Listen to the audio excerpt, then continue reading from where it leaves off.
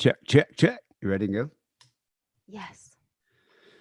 Good evening. Welcome to Sick and Wrong, the world's source for antisocial commentary. I'm your host, Uncle D. Simon. Oh my God. Uncle Well D. done. Uncle D. That's you. What's up, Kate? Actung motherfuckers. Uncle D here. Uncle D. I know. I Is like it the a- sound of that. Yeah, that's you now.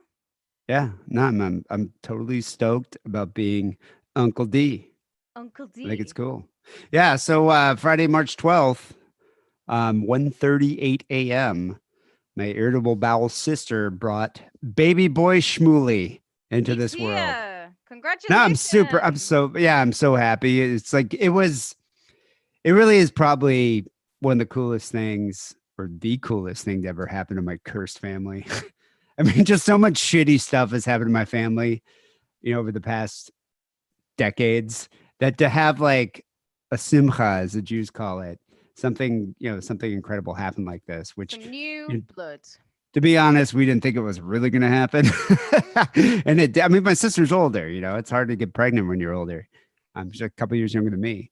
But it's amazing. Healthy baby boy, Shmuley. Well, she hasn't officially named him yet, but He's I'm hoping, Shmuley. I'm I hoping it's bet going to be Shmuley. he's coming out that hospital as Shmuley. Well, it's definitely a nickname that's going to stick. I was 98% certain it was going to be a boy. Like it was really weird. Like I was like, I know this is going to be a boy. And I don't think it's because, I bought him Slayer and Misfits onesies, but those are gender neutral, to be honest. Of Aren't course they? they are. Of course Yeah, they yeah. are.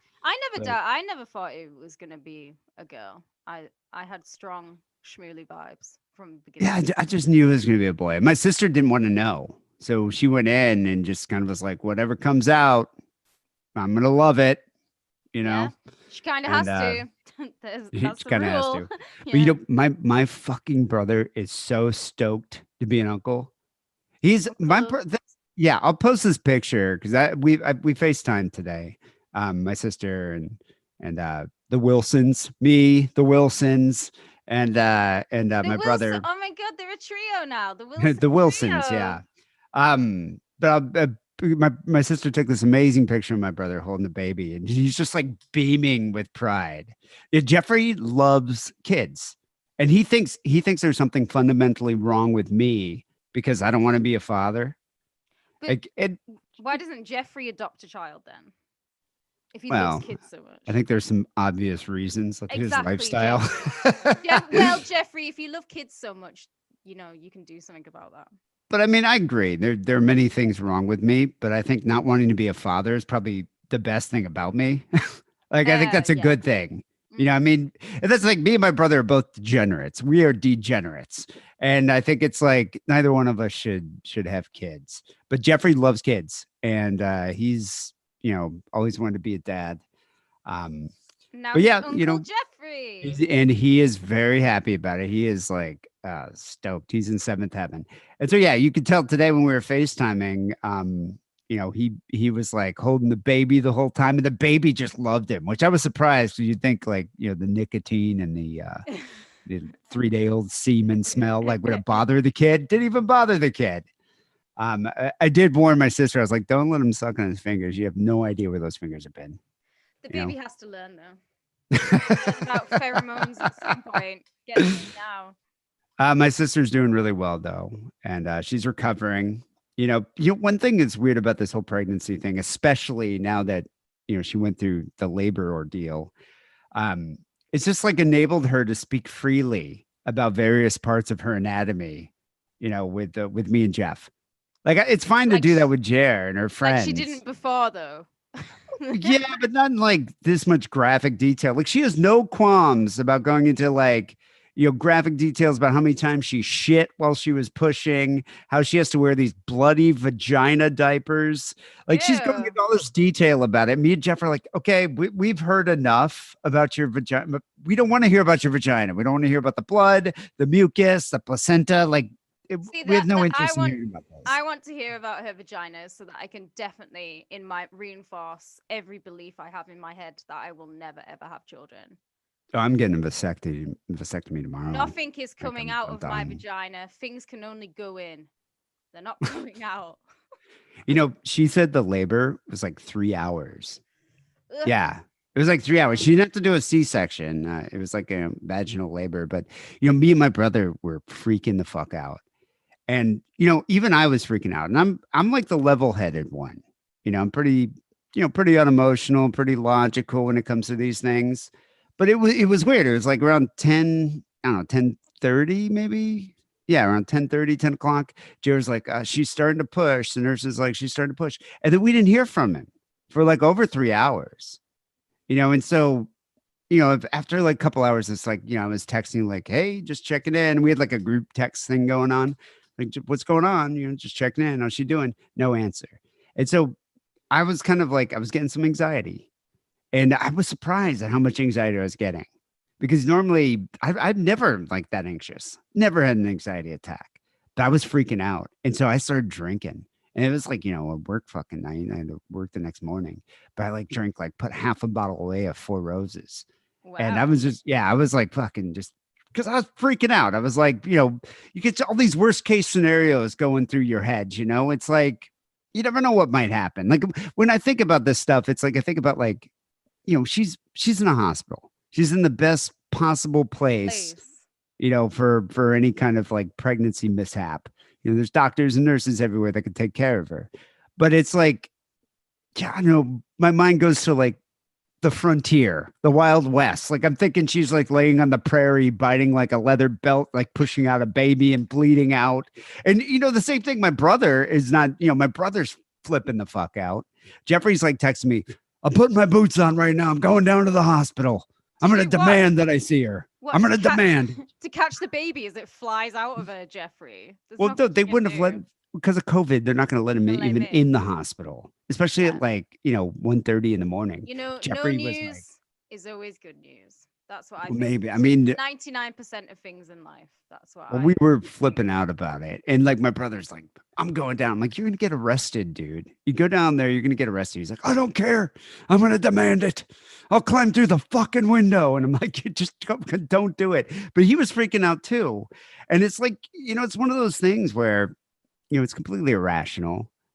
You're jumping to conclusions. I'm having worst case scenarios. I'm thinking like, she's she died during childbirth, and now Jared's a single father, and me and my brother are gonna have to move in with him and help him raise the kid. Free men And and a baby. Which one would you be? You wouldn't be Tom Selleck. Who's Tom Selleck? I'd be Gutenberg You're probably. Gutenberg. I think Jer will be Tom Selleck then. And that no, Ted Danson. Jer's Ted Ooh, Danson. Jared's Ted Danson. Yeah, Yeah, Jeffrey so would be Selleck. Jeffrey has to be But Selleck. Jeffrey's very maternal. Was Selleck the maternal one? Yes, he's the one who turns out to be the dad in Jeffrey also has breasts, but the milk's gone bad. the milk went bad a long time ago. That would be the worst sitcom. It's My three diabetes. degenerate dads. Yeah, you're the goth dad. That'd be hilarious. I would watch that Yeah. show. But Jared eventually texted us around like, I don't know, 2:30. He said, Shmuley's a boy, Stephanie's okay. I'll talk to you later. He's busy. But she when I spoke to her today, she was telling me like how much it hurt. Like and she asked for like multiple epidurals. Like she was like, because she wasn't trying to do this naturally. She's like, Oh, no. hook it to my veins. I don't give a shit. I don't want to feel this thing. Good for And her. she still said it hurt. Like she said fucking hurt. Yeah, let's Like not. I can't even imagine it. I mean, most of my body's tattooed. That's nothing. I know, nothing and I don't want to compared to think that about childbirth. it. And my Yeah, the legs pain are hormones. crossed so tightly right now. You have no idea. I'm like my knees are white knuckling it. Oh God, yeah. Ugh. No, my balls have like retracted into my taint. But she asked the nurse at one point, she was like, so what would it feel like if I didn't get an epidural?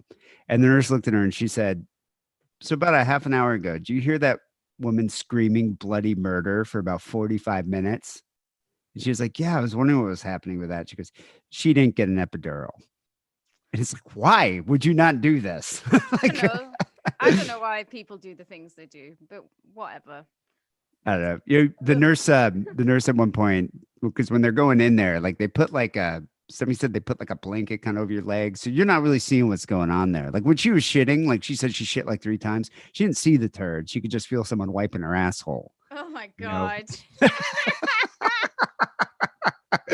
um, but you can't see what's going on. And so the nurse is like, "Do you want us to put a mirror so you can see what's going on back there?" And she was like, "Fuck No. no. No, I have no interest in seeing this." I don't want to see my Um, own vagina torn asunder ever. Like, no, why do I want to she see said that? she said she kept farting though with every push. She's just like every push would just be like this loud, like, staccato, just fart coming out. Oh my god. Um, and the nurses were just like, "Don't worry, this is perfectly normal." It's like there's nothing normal about that. Like they're sitting here like waiting for this baby to come out of her vagina. And meanwhile, just like shit and farts coming out, and they're like, "It's normal." Yeah, It's and not it's in normal. their face as well. I tell you what, nurses and they don't get paid enough. You could not pay me all the money in the world to be dealing with that off someone else. I would, nah, I'd walk out that building. Not for But me. after all, it's all worth it in the end. Baby Shmuley comes out. He's very healthy. My sister's like, "Isn't he adorable?" I'm like, "He looks like a baby." I don't know the answer to that question. It's like, yeah, he's a baby. He's adorable. They all I mean, kind of look sure. the same. Yeah, I like kids, but babies are boring. Like, what do they do? They shit and they breastfeed, and that's about it. That's Really, about it. cry, Yeah. I cry. like, when kids get a bit older and they can make a sandwich and you can have like crazy chats with them because they all have mad opinions. Then kids are cool. But babies, fuck off.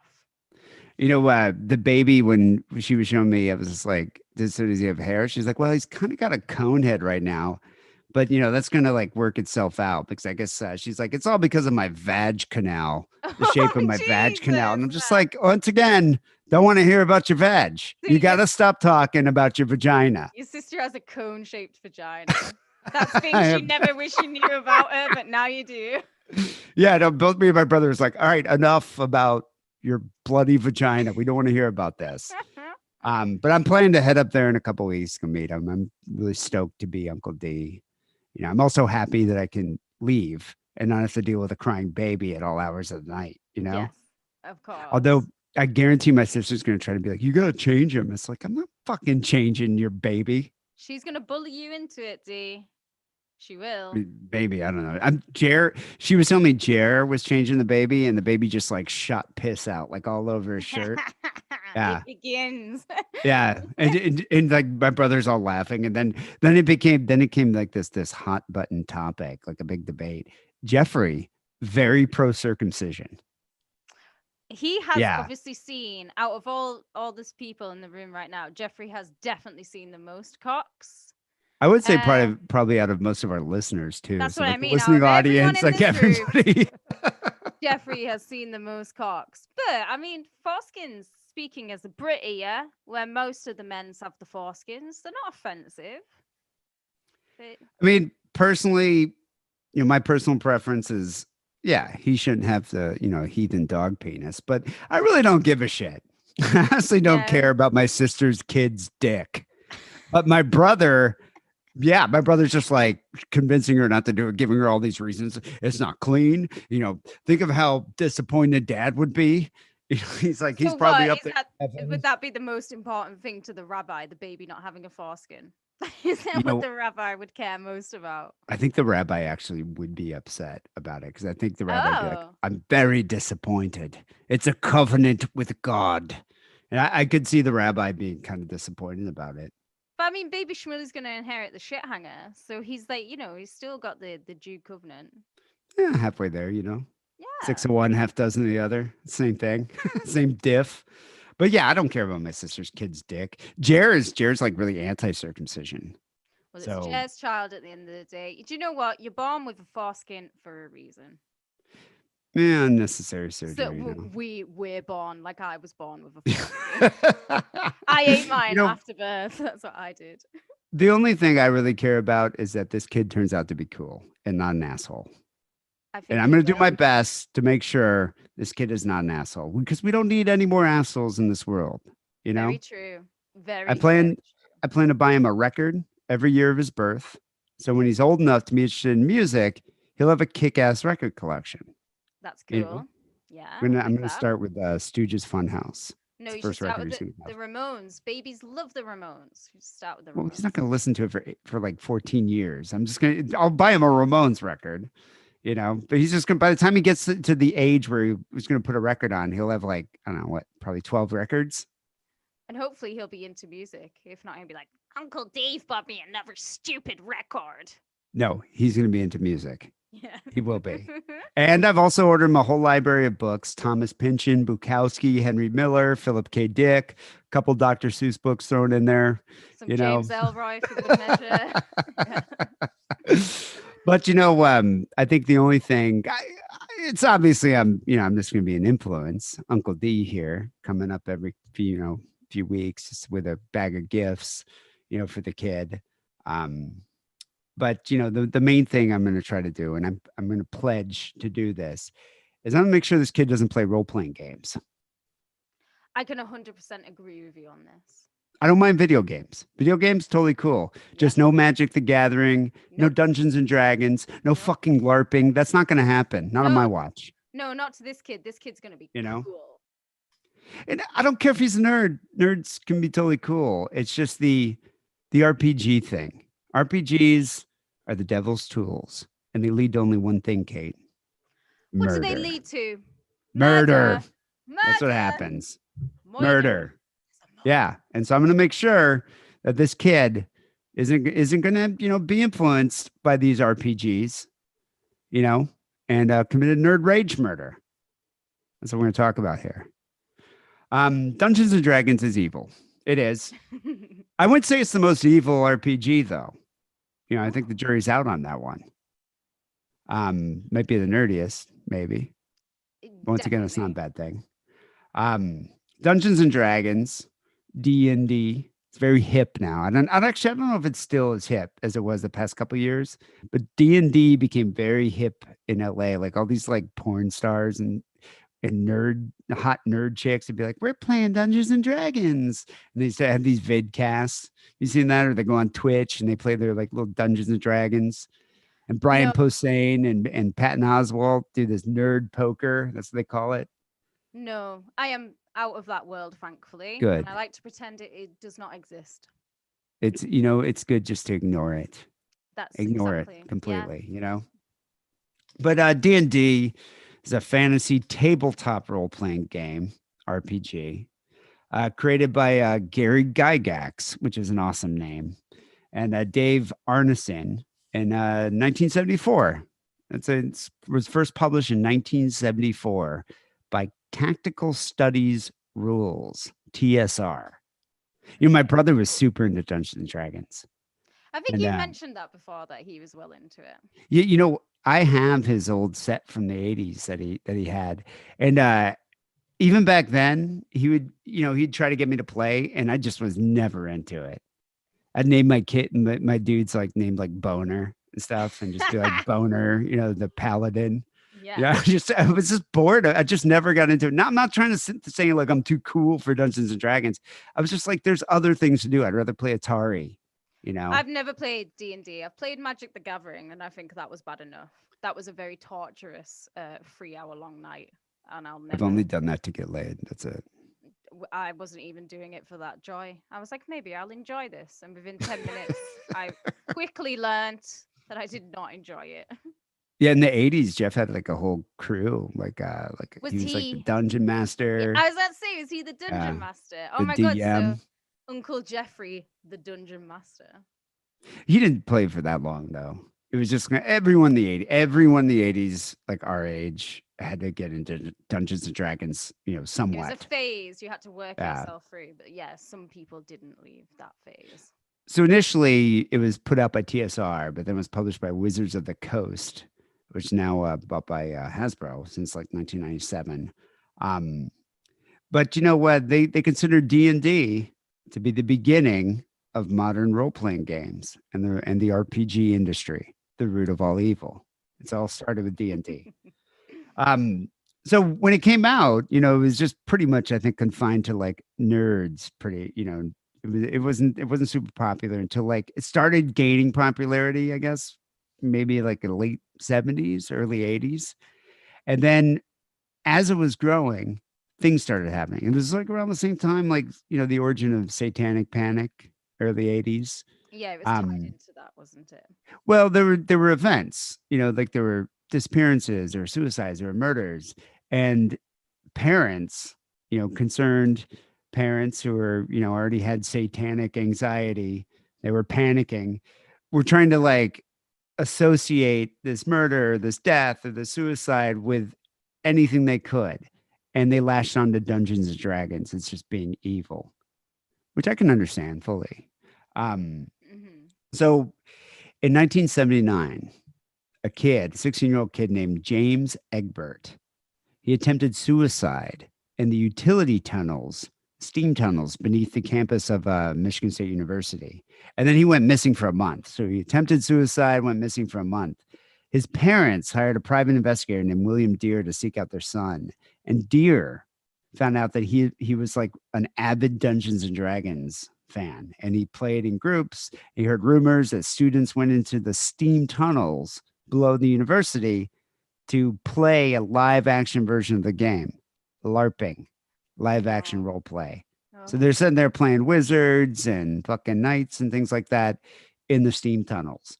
So Deere at the time, I mean, this would have been like 1979, Dungeons and Dragons wasn't a huge commercial success. It was still pretty much underground, played by nerds.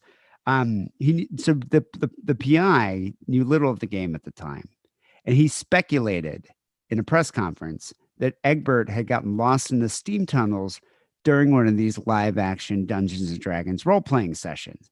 Well, the press just went nuts. They reported this whole thing as fact.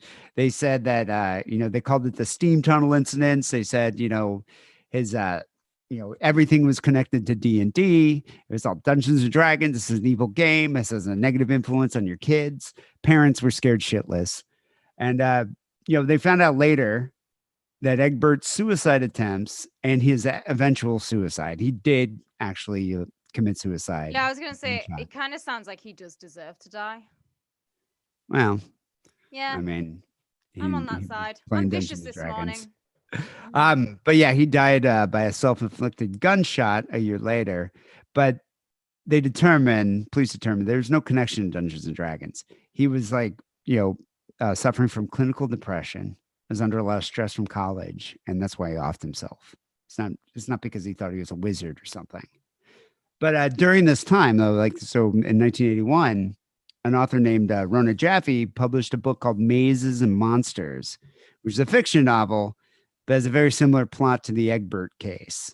Like a teen who, there it is. This is Mazes and Monsters. And look who's in it, a young Tom Hanks, made for Very TV young. movie. Yeah. Look at So, Tom Hanks's Jufro. well, he does kind of have a poofy fro. This one guy, the guy that's like second from the left, looks familiar. I don't know who that is, but he He's looks got like a bit of Corey Haim about him, hasn't he? something. And the girl that's next to Tom Hanks kind of looks like Valerie Bertolini that was married to Eddie Van Halen. I don't know if it is though. Yeah. But anyway, the book came out in 1981, and then it was adapted into a made-for-TV movie called Mazes and Monsters, starring Tom Hanks. What's funny about this is I brought this up on the here it is. There's Tom Hanks. It's got a little devilish grin going on there. When a fantasy game turns deadly, that's what happens. Telling you, murder. I brought this up on the show a few times. Harrison never heard of this movie at all, which I was surprised about because he seems to be. He's even in a Dungeons and Dragons club or something. It feels like it would be up his street, but I'd never heard about it until you were telling me. And I love Tom Hanks, so I'm surprised I've not seen it. Yeah, I mean, I honestly can't remember if it holds up. I loved the movie as a kid. Tom Hanks was convinced that he was a wizard named Pardue. And so he and his group would get together and play Dungeons and Dragons. Everybody else, it was just kind of a fun hobby. Not Tom Hanks. It was a lifestyle. He really thought he was like this wizard named Pardue. And I'm kind of giving it away, but he embarks on a quest to go see the two towers. That's what like the Grand Master Wizard told him to do. You have to go to the two towers. But they were actually the Twin Towers from the World Trade Center. Yeah, you can't make the movie now. But he believed that by jumping off one of the two towers, and casting a spell, he'll finally join the Great Hall of Wizards. And so he takes off and he goes to New York, ends up like stabbing like a mugger because he thinks he's an orc, and they kill some like homeless guy. But then his friends like find him in New York. He was on top of like the observation deck of the Twin Towers, and he was going to like jump off, and they stop him. And that's kind of like the climactic moment of the movie, and then it ends with him being in this like mental estate, like his mental hospital. I need to smoke some weed and watch this film. Oh, it's so funny. And he's like, they go and visit him, and he's on the grounds of this mental hospital. And he's convinced he's Pardue. It's like he's a wizard, and his friends are their characters, and he's living at an inn, but paying with his boarding with a magic coin that just magically reappears. Yeah. I'm watching this tonight. Oh, it's great. But you know what, though? I don't want that to happen to Shmuley. No one wants that for Shmuley. No, I don't want that to happen to Shmuley. I don't. And nor did this woman named Patricia Pulling. She was an anti-occult campaigner from Richmond, Virginia, and the founder of BAD. You ever heard of BAD, Kate? I have heard of Andy Warhol's BAD, but I've not heard of this woman. It's an acronym, BADD. Bothered about Dungeons and Dragons. It'd be way cooler if it was bitches about Dungeons and Dragons. Bitches about that. Actually, they should start that up. That should be popular. Yeah, I make it a vidcast or something. An anti-Dungeons and Dragon podcast. Would you call it bitching about Dungeons and Dragons? Because that's what I'm doing right now. Yeah, well, technically we're bad right this second. It was a one-person advocacy group. It was just Patricia Pulling, and she was dedicated to the elimination of Dungeons and Dragons. I kind of like the cut of her jib. I'm kind of, I think I could hang out with this lady. I would have joined BAD. I would have been in BAD. Lots of people have called me BAD before. Then it would have been a two-person advocacy group. Yeah, it could have been me and her hanging out. Apparently, her son had played Dungeons and Dragons, and he killed himself. And so she filed a wrongful death lawsuit against her son's high school principal, as well as TSR, the publisher of Dungeons and Dragons, because she felt that the game placed a curse upon the boy shortly before his death. Wow. Yeah. The case was dropped in 1984, and all of her claims were disproven by reporters. So, and all of her lawsuits were dismissed. So afterwards, she was pretty upset. So she founded BAD and began publishing information to promote her belief that Dungeons and Dragons encourages Satanism, rape, suicide, and a litany of immoral and legal practices. That's making Dungeons and Dragons sound cool, which it isn't. BAD ended up kind of, I guess, sort of fizzling out after she died of cancer in 1997. But I'm thinking of starting it back up again. I think we should. I think we have the platform. We have the time, D. Simon. I might call it Butthurt about Dungeons and Dragons, though. But maybe I kind of like bitching about Dungeons and Dragons. But these groups like BAD, and there's another one called the National Coalition on Television Violence. This is all like mid 80s. PMRC, it was around that time too with Tipper Gore. They gave D&D and role-playing games a pretty bad reputation, a lot of negative publicity out there. Parents especially began thinking it's a satanic product. And, they were blaming Dungeons and Dragons for influencing their children to commit suicide. Patricia reported in one of her bad reports that there were 29 deaths attributed to D&D. I wish. Yeah. However, in the article I was reading from, I think it was from the Washington Post, they said they found only 3 publicized Dungeons and Dragons related murders, and like only 1 suicide and 1 runaway case for which D&D was blamed. The first one here, I'm just going to kind of blow through these. David K. Ventiquatro killed his friend Martin E. Howland with a shotgun, November 22nd, 1985. They were both Dungeons and Dragons players, and the New York State Police claimed that Ventiquatro said that he killed Martin as part of a Dungeons and Dragons fantasy. The officers testified that Vinnie Quattro told them he was playing the role of a D&D character when he fired his 20 gauge shotgun inches from his friend Martin's head. The younger boy had become evil in his fantasy, and his role was to extinguish evil. The prosecution called two other youths who testified that Vinnie Quattro had pointed a gun at them on many occasions after they played Dungeons and Dragons. They said he's in another world. He's in a fantasy world, and he wants to kill all of his friends in this fantasy world. It's just not in real life. Yeah. And so, Bad and these other groups are just like, it's Dungeons and Dragons that made this kid, an insane person. Oh yeah, he wasn't insane before he started playing Dungeons and Dragons and had a gun. No, it was Dungeons and Dragons. Well, during the trial, psychologists had him take tests on the boy, and they determined that he had the maturity of a 13-year-old. And he just wasn't aware of the consequences of his actions. They also said that he tested for like other mental health issues such as depression, borderline personality disorder. Schizophrenia maybe chucked in there.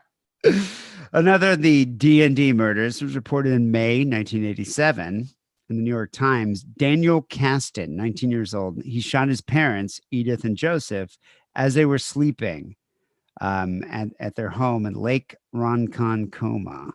Ooh, Mr. Kasten, it's in New York. I said Lake Ronkonkoma. That sounds like a fun party town. Ronkonkoma. Mr. Kasten claimed he was under the control of a mind flare, which is a monster from Advanced Dungeons and Dragons, which supposedly projects mind controlling beams. So this mind flare projected a beam, convinced him to murder his parents. Daniel Kasten testified at his own trial. His lawyer said the case was not about Dungeons and Dragons, but that Mr. Kasten, was under control of the mind flayer monster. Like that was the defense. This case is about psychoses, delusions, and schizophrenia. D&D is a game Mr. Kasten decided to make his own reality. Kasten originally claimed that he killed his parents because his college grades had dropped and he feared they would stop reporting him. That's the real reason there. Of course. But then, he's going for the insanity plea after he murders them to try to get a lighter sentence. Which makes sense. Taylor's oldest time. Oh, yeah. And then finally here, there's Roland Carter, a 13-year-old boy who committed suicide by hanging himself from a tree in 1985. Another avid player of Dungeons and Dragons, which caused the whole town to suspect the game influenced the boy to kill himself. Even though all of his friends who were interviewed by police said, oh, no, he's high on drugs. He does a lot of drugs. Yeah. And so, one of his friends said, I'm sick of them saying that Roland killed himself because of Dungeons and Dragons. It was drugs. It was totally drugs. And the police trooper who had interviewed all his friends said, D&D no way killed this kid. This youth had become involved with drugs, had several confrontations with his mother. So I think that's what led to suicide. There was also kind of a spate of suicides in the late 80s. I think the same thing with Judas Priest was on trial because people said that, in Suicide Solution, Ozzy Osbourne, he convinced all these kids to kill themselves. Twisted Sister as well. Oh yeah, Twisted Sister. Yeah. Trooper Roy, who was investigating the Carter case, he said that after the incident, he went to play a game of Dungeons and Dragons and became convinced that the game was not a threat. He even said of his own 3 young kids, if they wanted to play D&D, I'd sit down and play with them. Well, there's a stepping stone to evil. Officer Roy. What a police officer is that?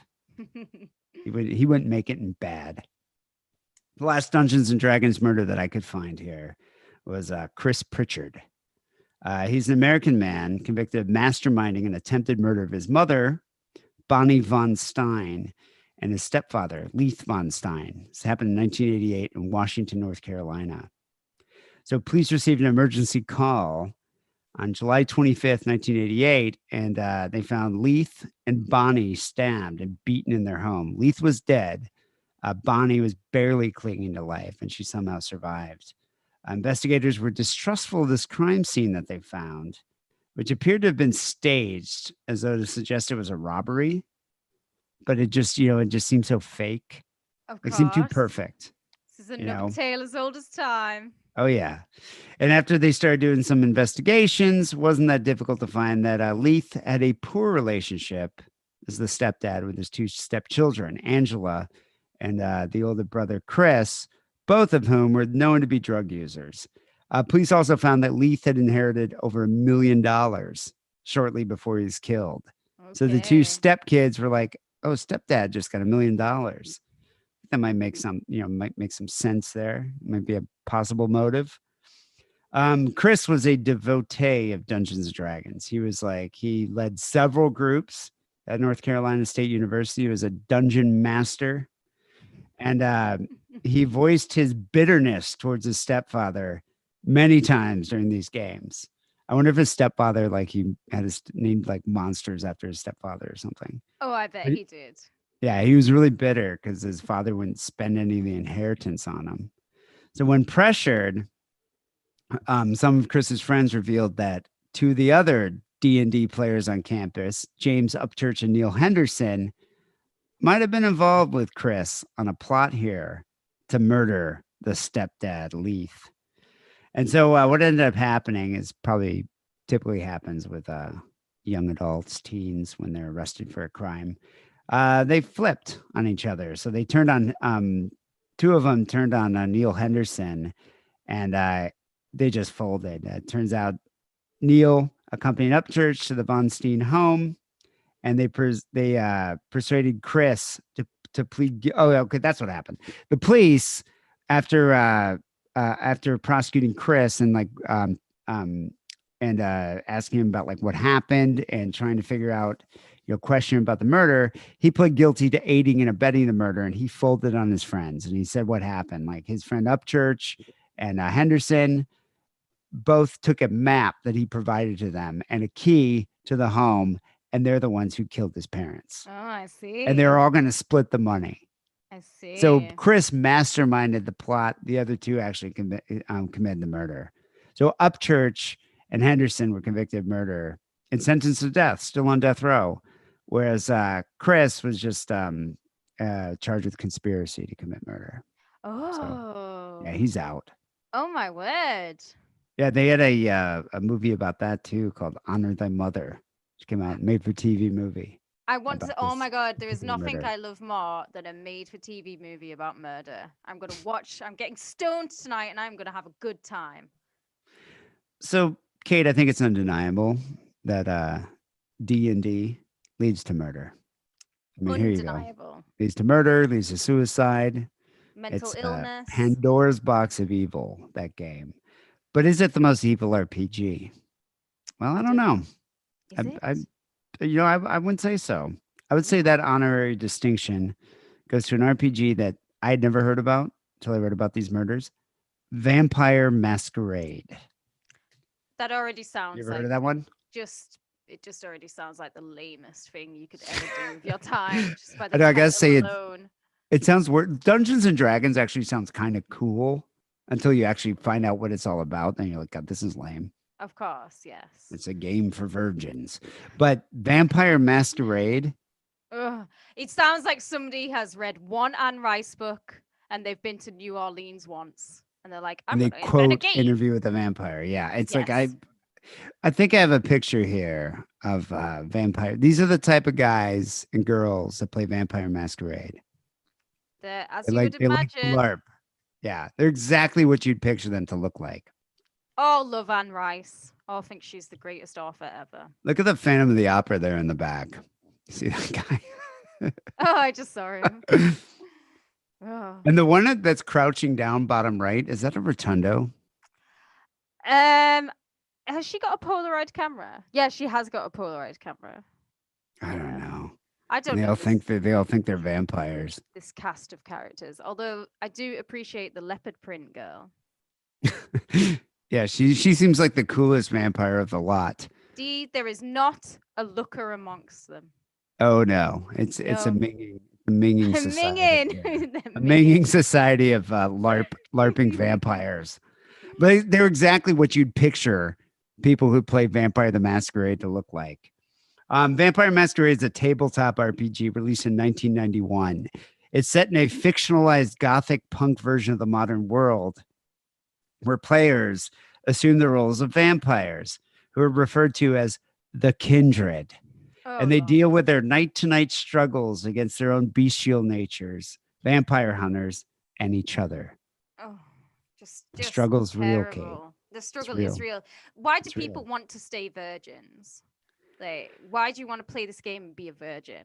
Go to the I pub, guess what it leave the is house. it's like misery loves company kind of mentality, you know, virginity loves company. But even I was a teenage goth, and I would never take it this far. No, I think there's like, yeah. I mean, you listen to Bauhaus, you know, go watch the movie The Crow. That's fine. But That once is you're like acceptable. dressing up as a vampire and going playing vampires with your friends, you know, in a park, it's like there's a problem. I want to make sure that never happens to Shmuley. That will I never want happen you to Shmuley. Not on my watch. good. Telling you. Yeah, good. I'm with you on this crusade. So there's a couple high profile murders associated with this evil game, Vampire Masquerade. You might be aware of the first one, Rod Farrell. I He am was the very founder aware. of the Vampire Clan. Yeah, the Vampire Clan. And he actually, Rod Farrell, was the youngest person on death row. Yeah, 17. Youngest person on death row. There he is. Doesn't this look like a guy who's into vampire LARPing? It looks exactly like the type of guy you would expect to be I, into I love him in the vampire. bat pose, like hanging upside down. Like, where the fuck is he? Like, how is he hanging upside down? You know, that's also back in the day before you could take pictures. So somebody's had to stand there with like a disposable point and click and be like, "Yeah, go on, get into your pose there, Rob. Do it." So this was like the late 90s, though. This wasn't, you know, this was like good 10 years after a lot of those D&D murders. Yeah. So Rod Farrell bashed the parents of his friend and fellow vampire to death. He did. Yeah, 16-year-old Rod Farrell. He believed he was a 500-year-old vampire, and he regularly indulged in ritualized cutting and drinking blood. And in 1996, he brutally murdered Richard Wendorf and Naomi Ruth Queen, the parents of clan member Heather Wendorf, who was only 15 at the time. That was his girlfriend. Roderick Justin Farrell, Roddy Farrell here. His parents were just teenagers themselves when he was born in Kentucky in March 1980. He barely knew his father. Father just kind of took off, joined the military, and was gone. So he was mostly raised by his mother, Sandra Gibson. And they lived on and off with her parents over the years. I think there's another great picture of Roddy. Yeah, there he is. Kind of looks like Mickey Avalon in this picture in an orange jumpsuit, sticking his Yeah. tongue out. Yeah, It's he a great does. picture. It's a great arrest Um, photo. Yeah. So he was raised on and off, you know, he was raised by his mother, but they lived on and off with her parents. And he claims that his grandfather, his mother's father, raped him when he was 5. He did. And Kate, you have a book here. What's your book called? It's written by James Elroy. No. Oh. Although that's usually the type of book I have. It's True Vampires, and it's blood-sucking killers of the past and present, and it's written by the dafty Sandra London. She's wonderful, but she's daft. She is daft. So this is Rob, and he's describing his absorption in a role-playing games as a continuation of a lifetime of exposure to macabre cult activity, and he was characterizing his own family history. So this is straight from the man himself. I've fucking seen murders like all my life, ever since I was 5. Because my grandfather, for one, he's obviously didn't have this accent. He's never been caught either. He's part of an organization called the Black Mask. Whenever I was 5, they chose me as the guardian of the Black Mask, and the guardian has to become one with everybody. In other words, they raped me.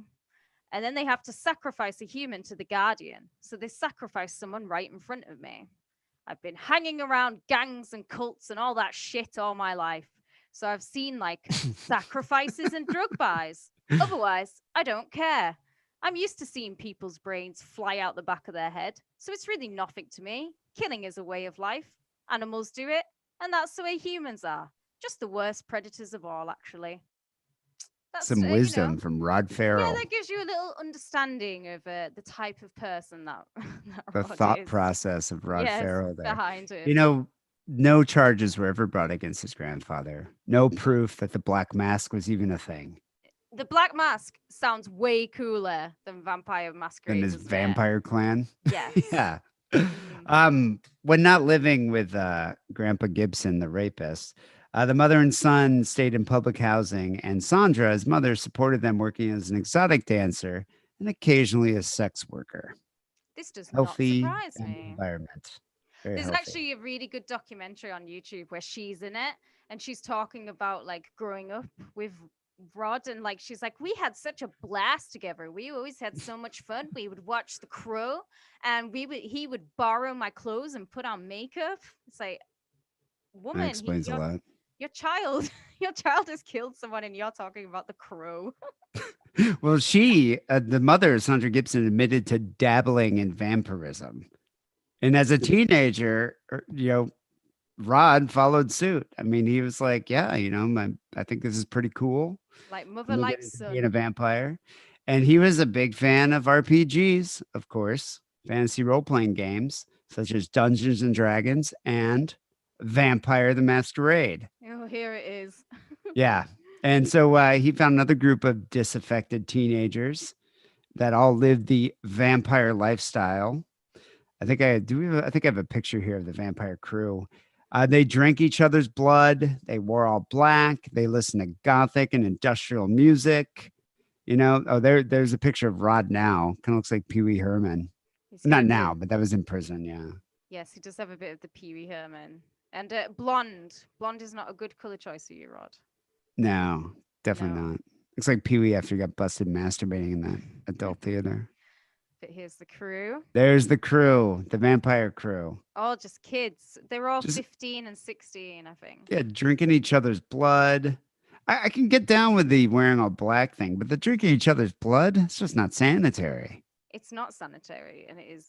It's you're gonna catch some diseases, guys. I'm into the industrial music. I wasn't really into that at their Oh, age. well, of course you were. You had dreads. Yeah.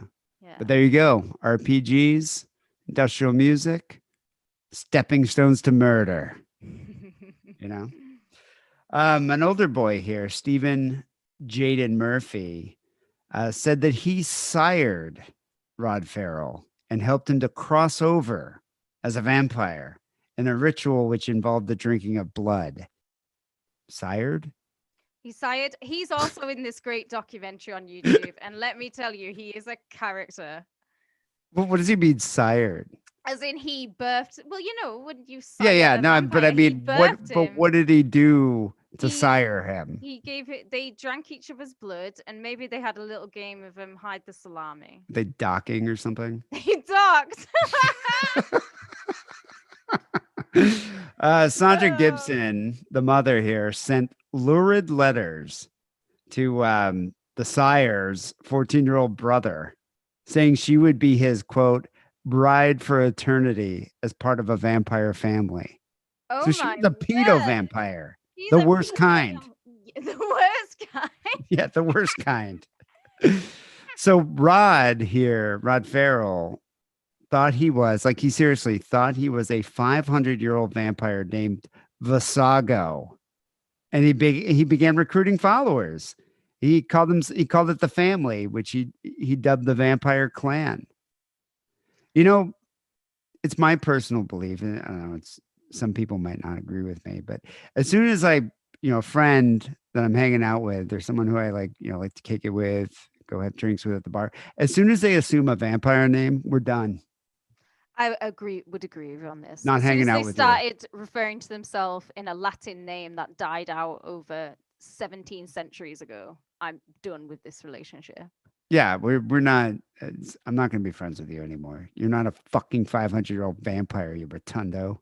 Can you You remember know? that show? It was called Mad World. Do you remember this? It was on sci-fi, and it was a game show, and they had different alts. Paul Remember- Reiser. Don the Vampire. Do you remember Don the Vampire, who No, I claimed never saw to this. be What a was this living one? vampire? This is this is modern times. We're only talking like 15 years What ago. am I thinking of? Paul Reiser? I don't know, but it's not Mad World. He's a vampire, pedo vampire. Well, yes. Um, Don so the wait. Vampire is not a pedo. He's just a Wait, dafty. and so he was on the show and they interviewed him about being a vampire. Yeah, he was like one of the guys you had to impress, and you would have to do challenges. And one of his challenges was you had to like bathe in blood and stuff like that. And there was a funny The show segment. sounds amazing. I will send you it for anyone who's not seen it. It's Is it very a British funny. show? No, it was American. But Don the Vampire is he's been a vampire. He's been a popular culture vampire for over 20 years. What?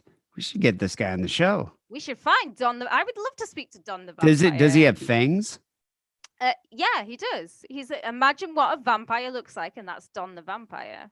Yeah, but what kind of vampire? Is he like a Nosferatu looking vampire? No, he's not like an ugly vampire. Like an Antonio Banderas vampire. Yeah, he's a sexy vampire. He's definitely going down that velvet and lace route. Okay, all right. Yeah, not like these guys. The Nosferatu vampires. As I say, these guys aren't going down a sexy velvet and lace route. They're trying to be goth vampires. They're goth vampires, which it's not a good look for them. So the vampire clan consisted of Rod, granddaddy vampire, Howard Scott Anderson, Charity Kesey, and Dana Cooper, all from troubled families of their own. And they got together. They enjoyed Rod's company, even though Rod was becoming a bit of a psycho at this point, definitely unhinged. In October 1996, allegedly, he broke into a county animal shelter and gruesomely killed 2 puppies. Puppies? Yeah, 2 puppies. Why Who would would you kill do a puppy? Who would kill a puppy? Oh my God. I would be out of that clan. I'd be like, I'm not being part of a puppy killing clan. This is not only does he call himself Visago, he's a puppy killer. Yeah, no, I'm not having the puppies being killed. No, not my So watch. his mother here, Sandra, took the whole clan, his whole crew away from him, and they moved to Eustis, Florida, because she got a new boyfriend, moved in with a boyfriend. That's how it happens.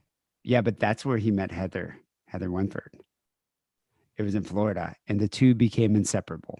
She must have been like, what was he? Well, he's probably like 16. She was like probably 13 or 14. Yeah, I think she was 14 and he was 16. And just as he's beginning to adjust to life in Florida, the mother broke up with the boyfriend, moved back to Kentucky. And so here Farrell's life is upended again. He continued to keep in touch with young Heather, though.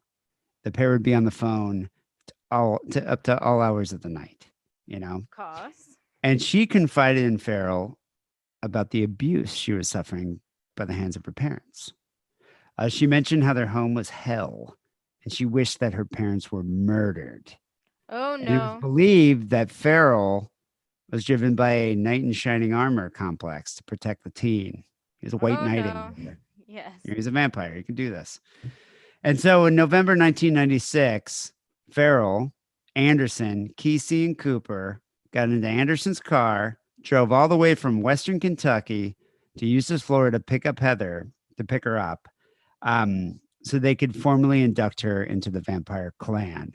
I don't know what the ritual was, but actually, no. There were several steps to the ritual to cross over. To complete the induction into the clan, they had to all drink each other's blood. Yeah. So it's pretty much a blood ritual. She describes it in the documentary as well.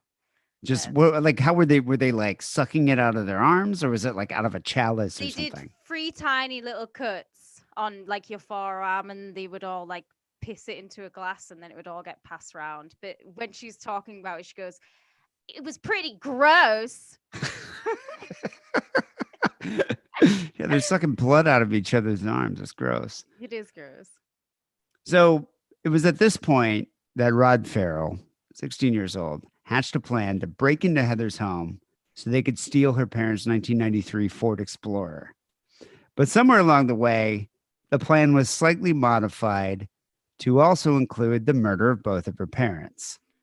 Naturally. So initially, it was just like, I'm going to steal the car, but now it's like, no, we got to kill them both. So Farrell and the crew ended up going over to her house, and the crew hanged out in the car. Like, they didn't even go in there. No. So they just kind of hung out in the car. But Farrell, entered the house, picked up a crowbar from the utility room, and he found Richard, the father, asleep on the couch. Before the father could wake up, he beat him multiple times with the crowbar, fracturing his skull and ribs and almost instantly killing him. To show more of Rod's big brains, he says that. So he has this crowbar. We all know that crowbars are blunt objects. He was trying to impale his victim, her father's heart, and he said he was trying to stab at his heart before he realized he was like, "Oh, this is blunt. There's no point on it. There's no point. I can't impale a heart." But he tried. He tried. He also talks about that they did, because they discovered the parents and they were sleeping, and they did an impish dance around the sleeping bodies because they knew that they were going to die, and he was just delighted by it. What a character this Rod is. Naomi, the mother, also bludgeoned to death with the same crowbar here.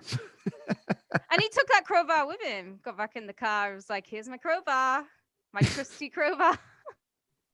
A first responder at the scene described it as a bloodbath and a Jackson Pollock painting with just the color red. Nice. It's good. It's descriptive. That sounds like how Taxi Driver, the end of Taxi Driver, doesn't it? So the vampire clan here fled in the 1993 Ford Explorer. They drove through 4 states in 4 days before they ran out of money in Baton Rouge, Louisiana. At which point, Charity contacted her grandmother and asked for money. Well, grandma ended up calling the police and notifying them of their whereabouts. And she tricked the teens into driving to a local Howard Johnson's hotel, a hojo, that's what we call it here in this country. Okay. Where the detectives had laid a trap. All 4 were arrested without incident and booked into jail before being moved to a juvenile facility in Ocala, Florida. So Farrell ended up pleading guilty to charges of first-degree murder, but he claimed the others that were traveling with him were innocent. Anderson was an accessory. He only watched. He didn't actually touch the Wendorfs. And Farrell was sentenced to death, making him the youngest inmate on death row. At the time. Yeah. It would be a record he held until 2000 when his sentence was commuted to life in prison without possibility of parole. And there he sits. There You you can write go. to him. He will write back to you. Rod Farrell. You know, the other 2, Kesey was convicted of 2 counts of third-degree murder, robbery with a deadly gun or deadly weapon. Only got about 10 years in prison. And Cooper was convicted of the same charges, was handed down a 17-year sentence. Both have been released 2006 and 2011, respectively. And now they walk amongst us. The final murder that we're going to discuss here, also associated with Vampire Masquerade. It's a devilish RPG, this one. Yeah. It occurred in the early aughts. It was the murder of Robert Shorts, the father of Clara Shorts. So Clara, another typical goth teen. She was into, there she is, hanging out with her crew. Clara's in the middle there. Her interests were considered dark and gothic. She was a big fan of The Crow, I'm sure. Me too. Yeah, I like it. You know, probably listen to Susie and the Banshees. Who doesn't? Everyone has to have a little Crow phase. I actually watched it, not as in recently, as in within the last 6 months, and it was just like waves of nostalgia. The Crow for me. It can't rain all the time, David. You know what I loved about The Crow is I was working at a movie theater when that came out, and they used to do like a midnight showing, and all the goths would come to that one, and it was great because I'd always end up like making out with some chick. I was about to you say, know, all the ankle that you. Yeah, and you'd always find like joints on the ground. It's cool. Nice. I don't really remember what happened in the movie. I just know he died filming it. He did. Clara and her friends enjoyed role playing and live action role playing, and they enjoyed playing the RPG Vampire the Masquerade. Not surprised. Read books about vampires, and they were even involved with Wicca. Oh my God. Very evil. This obsession, though, soon turned to murder, as it always does with these RPGs. And she persuaded a friend to kill her father, a respected scientist. Her father was a noted expert on DNA sequencing. And Clara had a long, troubled relationship with her dad. Her dad was not down with the goth scene. Was not into it. He disapproved of her clothing choices, her friends. Didn't like her music. Apparently, she felt that he was trying to poison her food. Oh, sounds off so familiar. Yeah, Yeah. he was a harsh father. He's like drunk dad, but he was like anti-goth drunk dad. Was drunk dad anti-goth? No, my dad actually encouraged me to go further with my goth lifestyle. He loved it. Hmm. But he was a very avant-garde man, so he But enjoyed that I was peacocking, as the Brits say. what would drunk dad have thought if he found you live action role playing vampires I think he like would with have your been friends? very, very, very disappointed in me and my life, more so than he did become later on. I think he would have been very disappointed in my lifestyle choices at that point. His drunken stupor. I had taken it too What the far. fuck is going on What here? the Bloody fucking slags. fuck? So eventually, Clara Schwartz's anger towards her father turned to hatred, and she sought out two young men to kill him. And she did. She persuaded one of them, Kyle Holbert, to do it. Holbert, 19 years old, has a long history of mental illness. I think we have a picture of him. He looks like a 90s goth. There's a picture of Clara. A little more detailed version of her.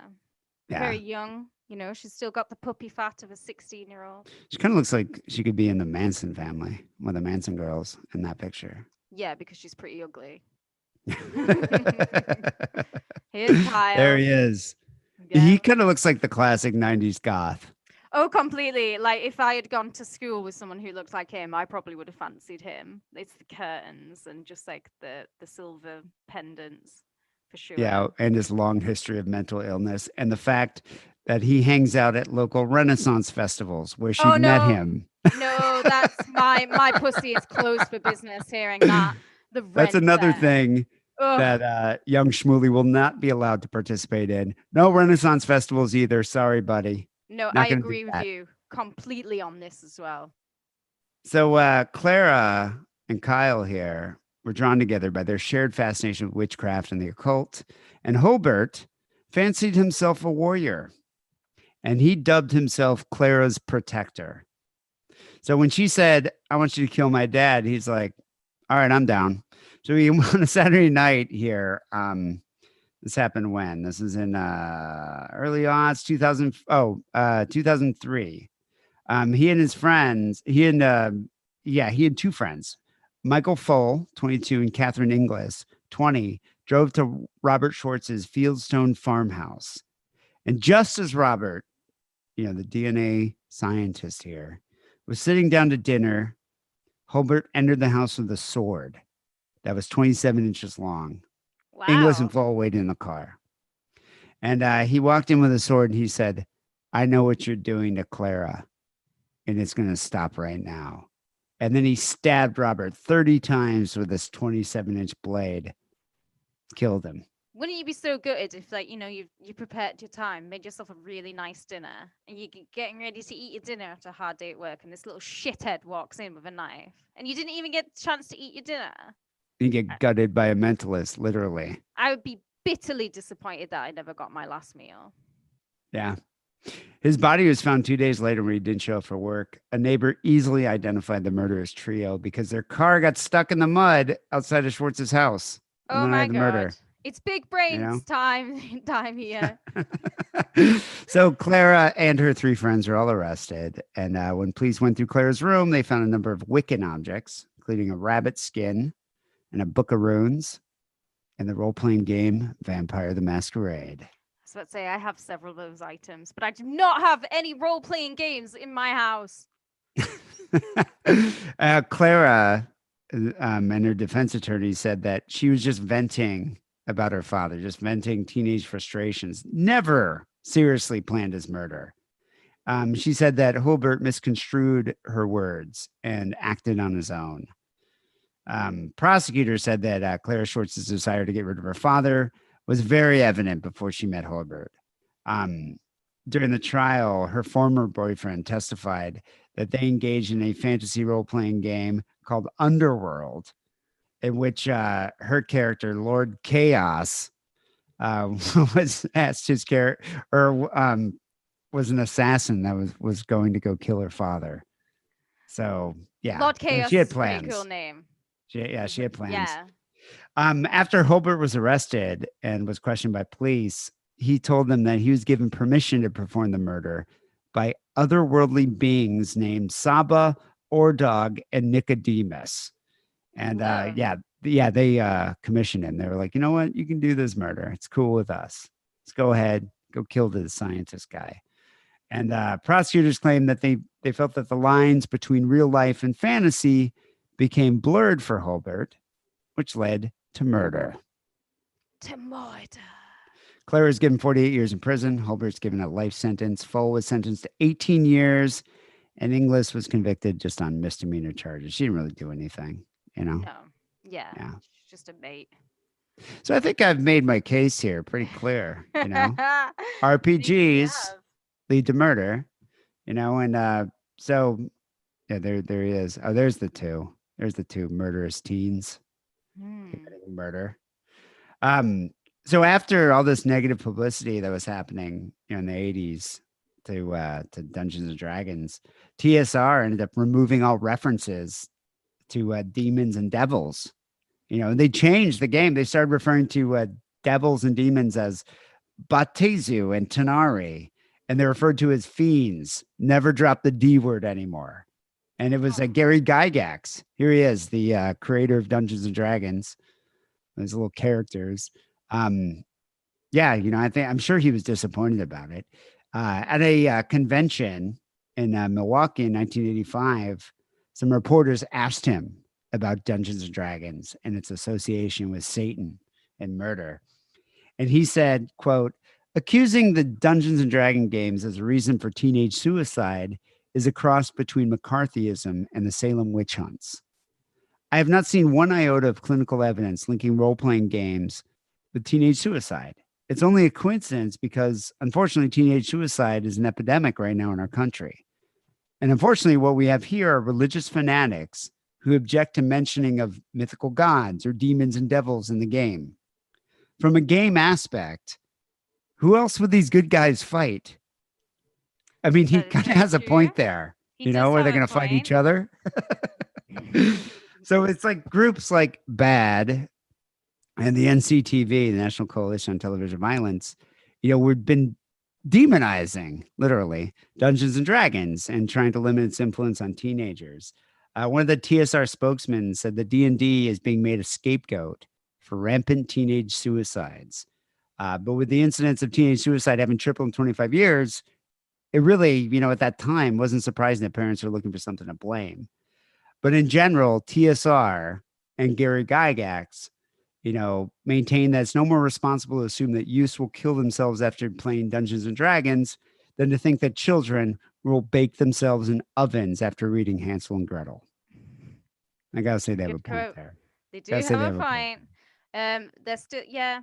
Dungeons and Dragons is still proper nerdy though. Nobody's saying that, are they? Still saying No. it's a bit crap to play it. You know, I agree with that. I'm not going to disparage nerds here. I'm just going to disparage LARPers. And as the cool Yes. uncle, I pledge to make sure Shmuley does not play role-playing games. He doesn't engage in vampire LARPing. I'm not going to allow that to happen. Not on He's your watch. No, he's going to listen to Motorhead. He's going to drink whiskey. He's going to experiment with drugs and hopefully get laid before the age of 21. That's the influence he's going to get from me. Hopefully get laid before, because that's how old you were. People, it's Sick and Wrong, episode 782. We got some news stories coming up next, some phone calls a little later in the show. But first, here's a promo about our Patreon page. Dungeons and Dragons, evil. Evil. Enjoyed that. That's evil. Is that fun? Yeah. Well, I always enjoyed the serial killer ones, don't I? Am I one-eyed? Maybe it is the glasses. You Probably one-eyed. is. Somebody do said have a that they missed. dungeon. Somebody said they missed Harrison before. Harrison would have loved this. Well, Harrison wouldn't have liked the murder, but Harrison would have liked all the. No, Harrison. You know, I'm surprised me and Harrison didn't do this because Harrison is all about Dungeons and Dragons. Yeah, but Harrison doesn't like murder, does he? He doesn't like talking about murder. So. He would have. I think he would have been into this though, because like the history of Dungeons and Dragons all that and Well, vampire he could have stuff. talked about that, but he doesn't like blood and well, he doesn't like He blood and doesn't. He gore. didn't like serial killers. Like he Yeah, was against. Like he was kind of squeamish when it came to like, especially like the really gruesome ones, the Toy toolbox. Box Yeah. Killer. Toy Box Killer. That Toolbox. was like a little too much for him, you know. And who's the remember that Japanese guy with the weird hands? Oh, rat fingers. That guy. Yeah. Harrison hated that episode. And when we Oh, were doing it, he's like, can we just get through this? Can we get through this? You remember that? Deadbug. Have you seen the Deadbug did a really cool doc about rat fingers? That guy was gross, so he Fucking was rat gross. fingers is gross. Oh my god, there's that very elegant portrait of his hands though.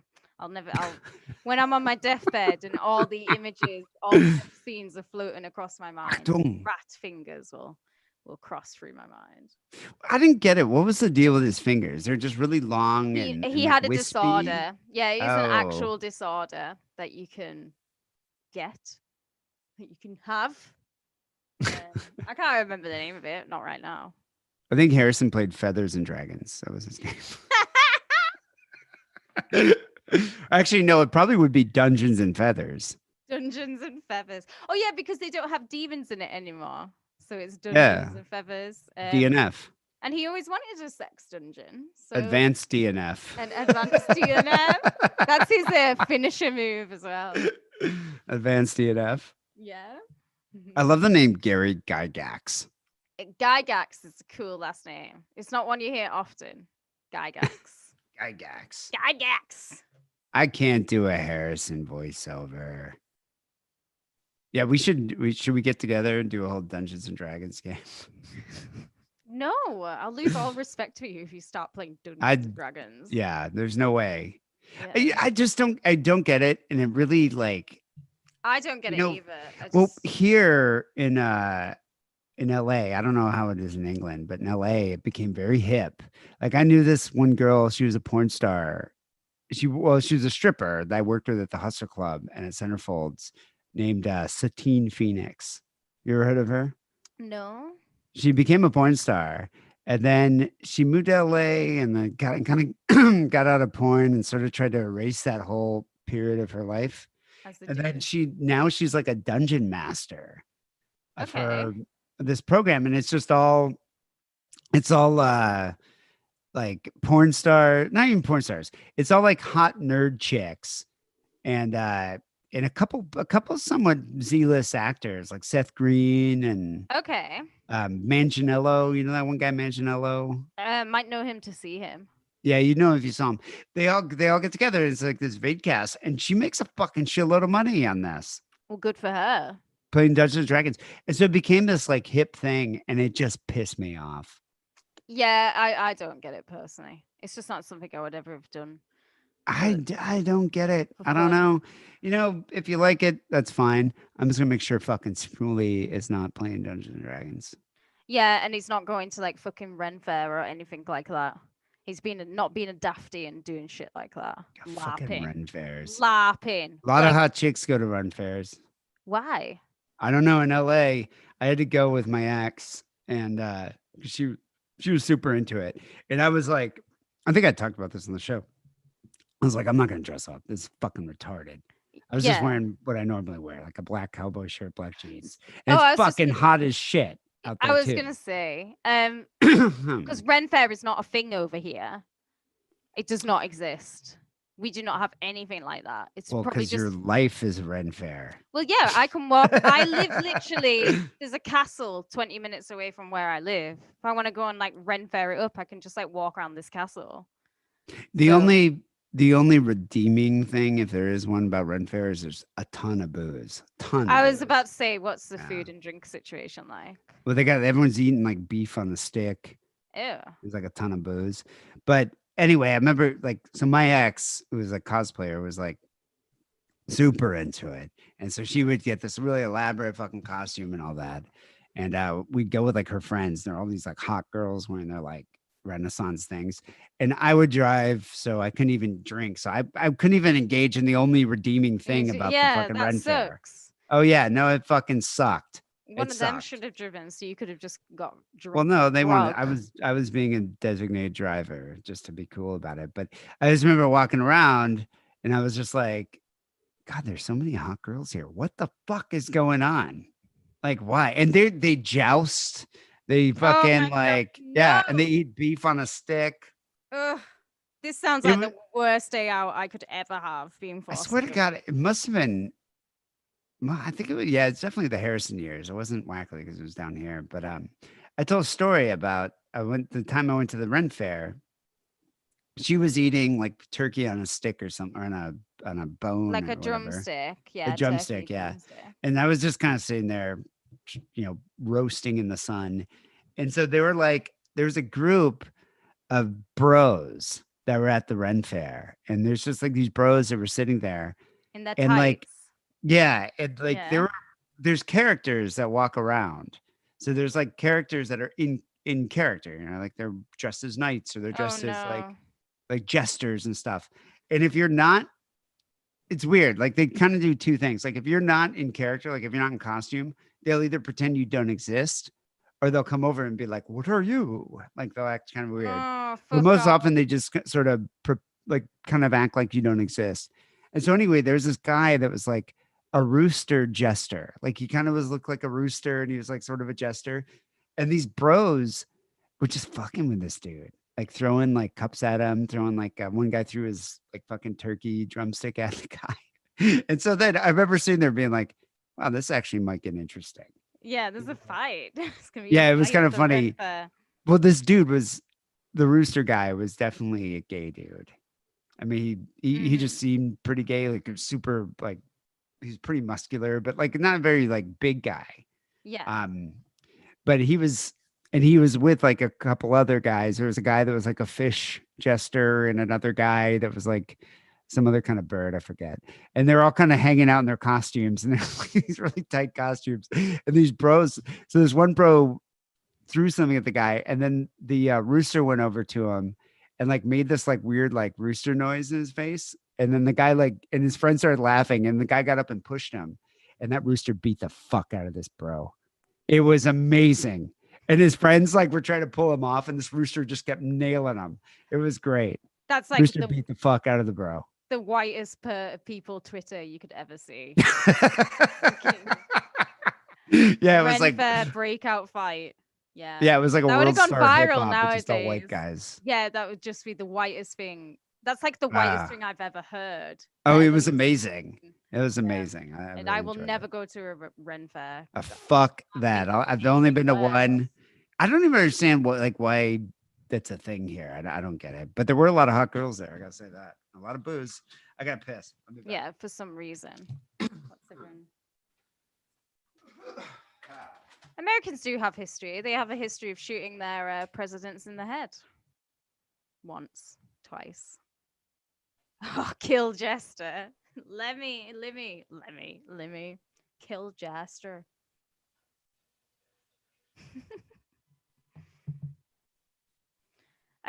Weird fact about me, I'm actually really good about archery. We did it in school. I'm like fucking good archer.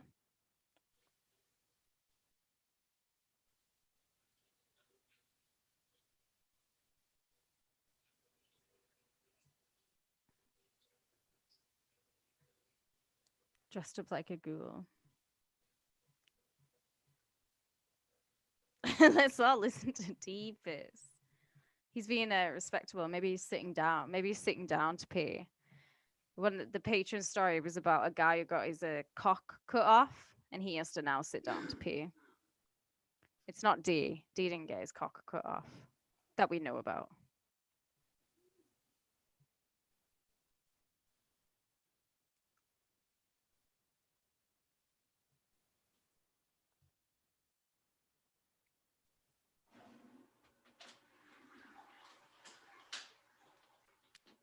I think KK is Kiki.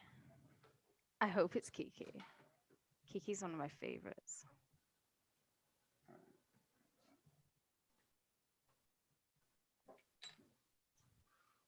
I love his ISIS flag.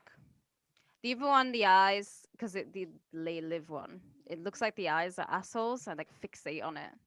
But I like this ISIS one more.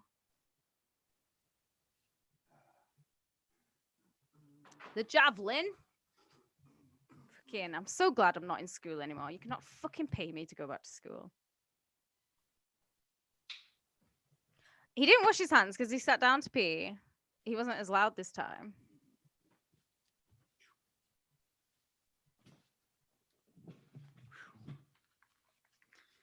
All right, I'm back. We're all talking about how quietly you pissed this time. Could you guys hear it? Can hear you piss every time you go for a piss. But this time you really? were quiet, so I reckon you sat down. You know, I You probably gotta should sit do down. is I probably should You have to shut my the door. door.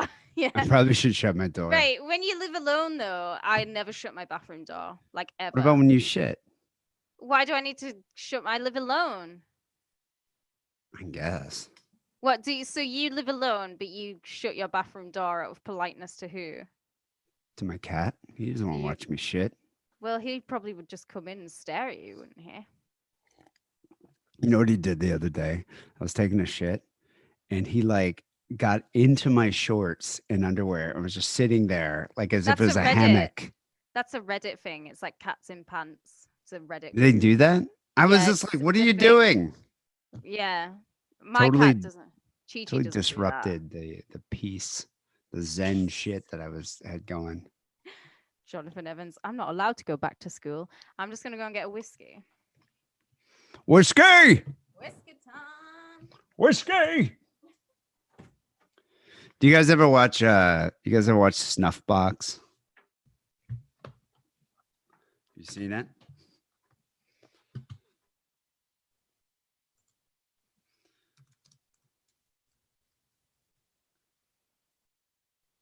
Broadswords.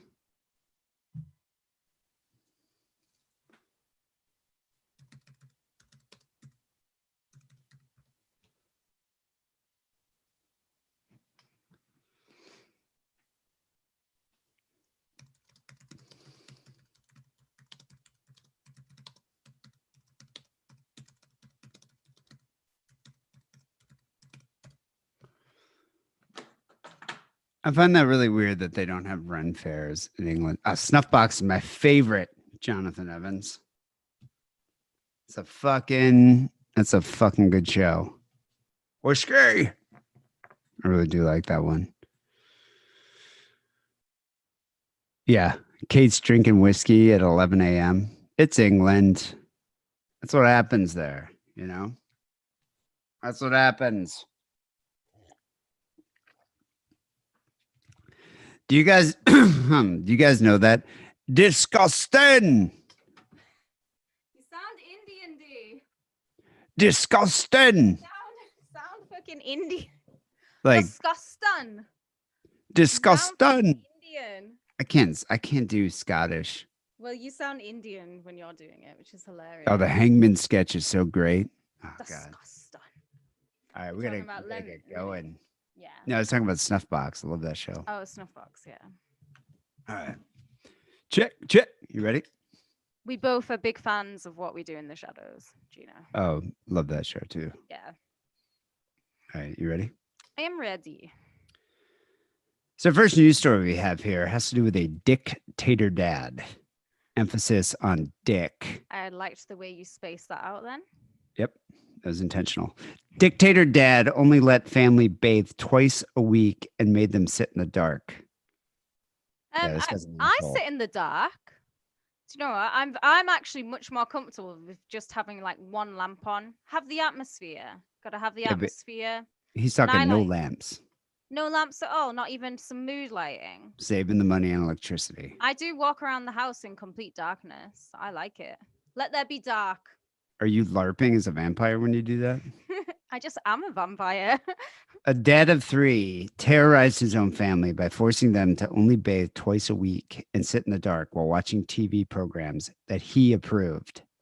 So did Like drunk what? dad do this? Like, did he impose harsh rules when he was like really drunk? Oh no. He could not control us, hence why I got kicked out of the house. So drunk dad didn't have any rules. Like, were there any rules in the house? Not from him. He Oh, couldn't give from any mum. rules. The mummy gave us rules, but daddy couldn't give any rules. He's drunk. They change daily. See, the rabbi, the only rule in the house is I wasn't allowed to touch his stash of Manischewitz and porn. I was about to say, please explain, is Manischewitz like a Jewish pastry? Or is Jew, that no, the it's wine? wine. It's like Jew The wine. wine. Yeah. Terrible. First, Oof. first wine I ever got drunk on. Is Purple it? barf all over the fucking place. It was gross. Like in the pantry. Like I was in the pantry. I drank like Yeah. I don't know about bottle of it's like pure sugar. It's disgusting. Oh, Disgusting. disgusting. The family of Rachid Kadla, 56 years old, has been testifying in his trial at the Reading Crown Court, where he's accused of child cruelty and assault.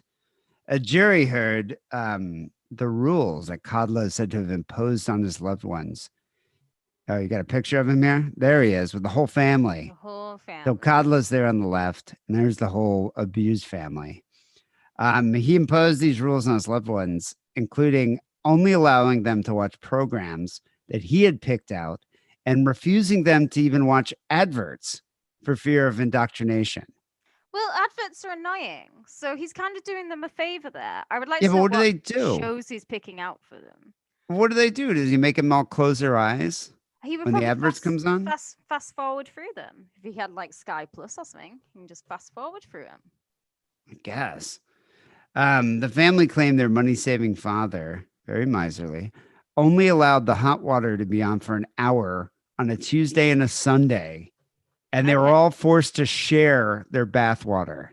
Oh, that's gross. You don't want to share your bathwater with your brother when you're over a certain age, do you? That's gross. cruel and That is highly unusual. It is cruel. Could you imagine that? Sharing bathwater? Like you're not allowed to you have to get in the bathwater that your sibling just bathed in. Teenagers stink as well. Would they not stink? Well, I would be more concerned of a brown shark floating in the water. Codley even made his children sit in the dark after work to save money on electricity. His eldest son, Kareem, I don't know which one's Kareem here. I'm thinking about the two guys in the front row.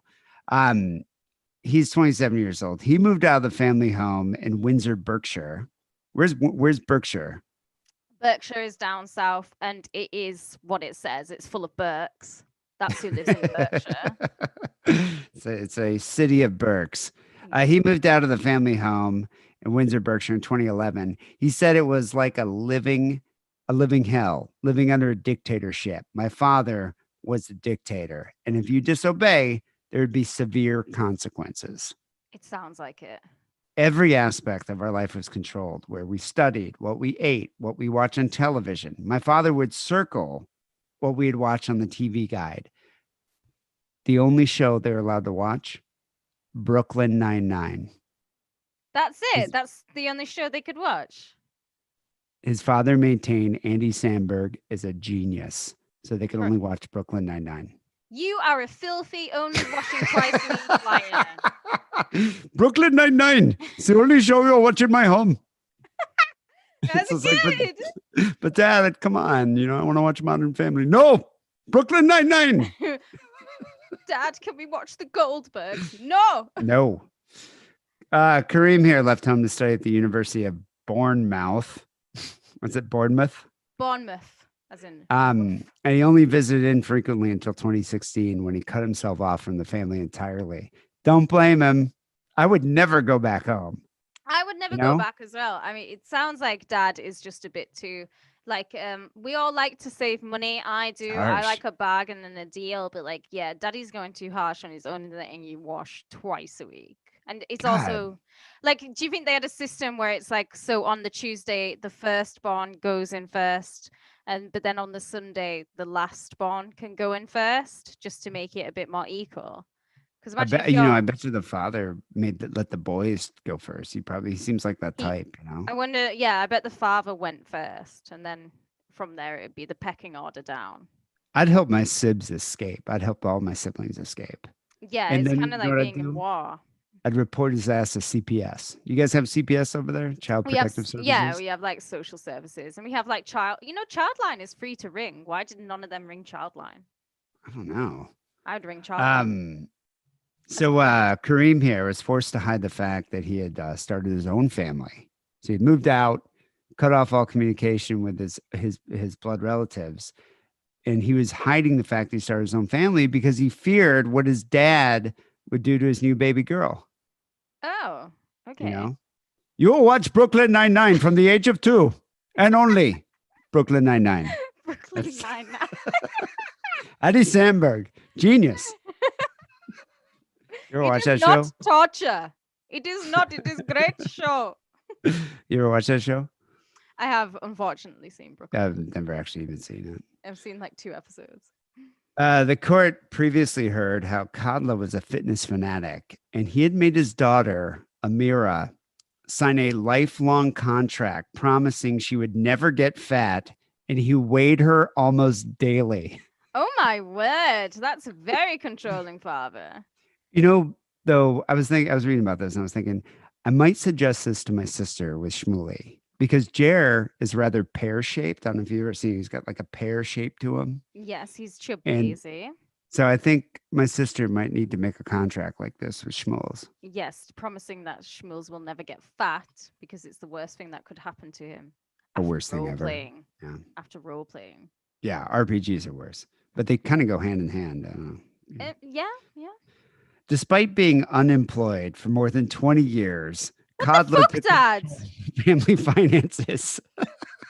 Well, no wonder he's such a stickler about money because he's getting like no money from like on the dole. So I can maybe see that, but he's taking it too far. I'd be like, I'd always throw that back in his face. Get a job, 20 Dad. years? Yeah, what 20 a fucking years! deadbeat piece of shit this What guy a is. lazy motherfucker. Go and work at McDonald's, mate. Go and work anywhere. 20 years unemployed. Jesus. He took control of the family finances, forcing the fat daughter, who worked as a veterinary nurse, to hand over her debit card to him. Oh my God. I mean, he had no job for 20 years, but who's going to rule the family if he's at work? She's a veterinary nurse. She should have moved away. Bless her. Yeah, I'm amazed that they stayed home. His wife of 27 years, Sarah Kodla, said the atmosphere at home is really tough. Like walking on eggshells. It was never a happy home. She said there was always a feeling in the air that could be cut with a knife.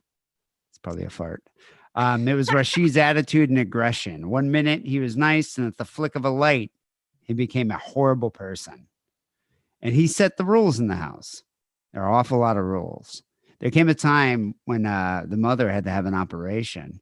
And so the children were expected to wash up, do the vacuuming, take the rubbish out to be recycled, do all the Us? chores. This guy did nothing, had no job. What did he do? Just like, sit there and pick out television programs for the kids to watch, I would like to and point out to take their dear, debit cards. to dear old daddy that a TV guide also costs money. So he could save money by not having a TV guide. Well, they're only watching one show. That's true. And you he even need knows the what guide? time it comes on. The jury heard that Kareem described occasions where his father would beat him in front of other members of the family. He said the violence started when he was 5 years old. He was hit with a wooden spoon. Oh my, Yeah. that's how my mum would discipline us. With a wooden spoon? She hit us with a wooden spoon. When we were truly unruly, we got the wooden spoon. Your mother would hit you with did drunk With a dad hit you wooden with a bottle? spoon. No, did my drunk dad. dad hit you with a bottle of Bailey's? My dad was a pacifist with a bottle of Bailey's.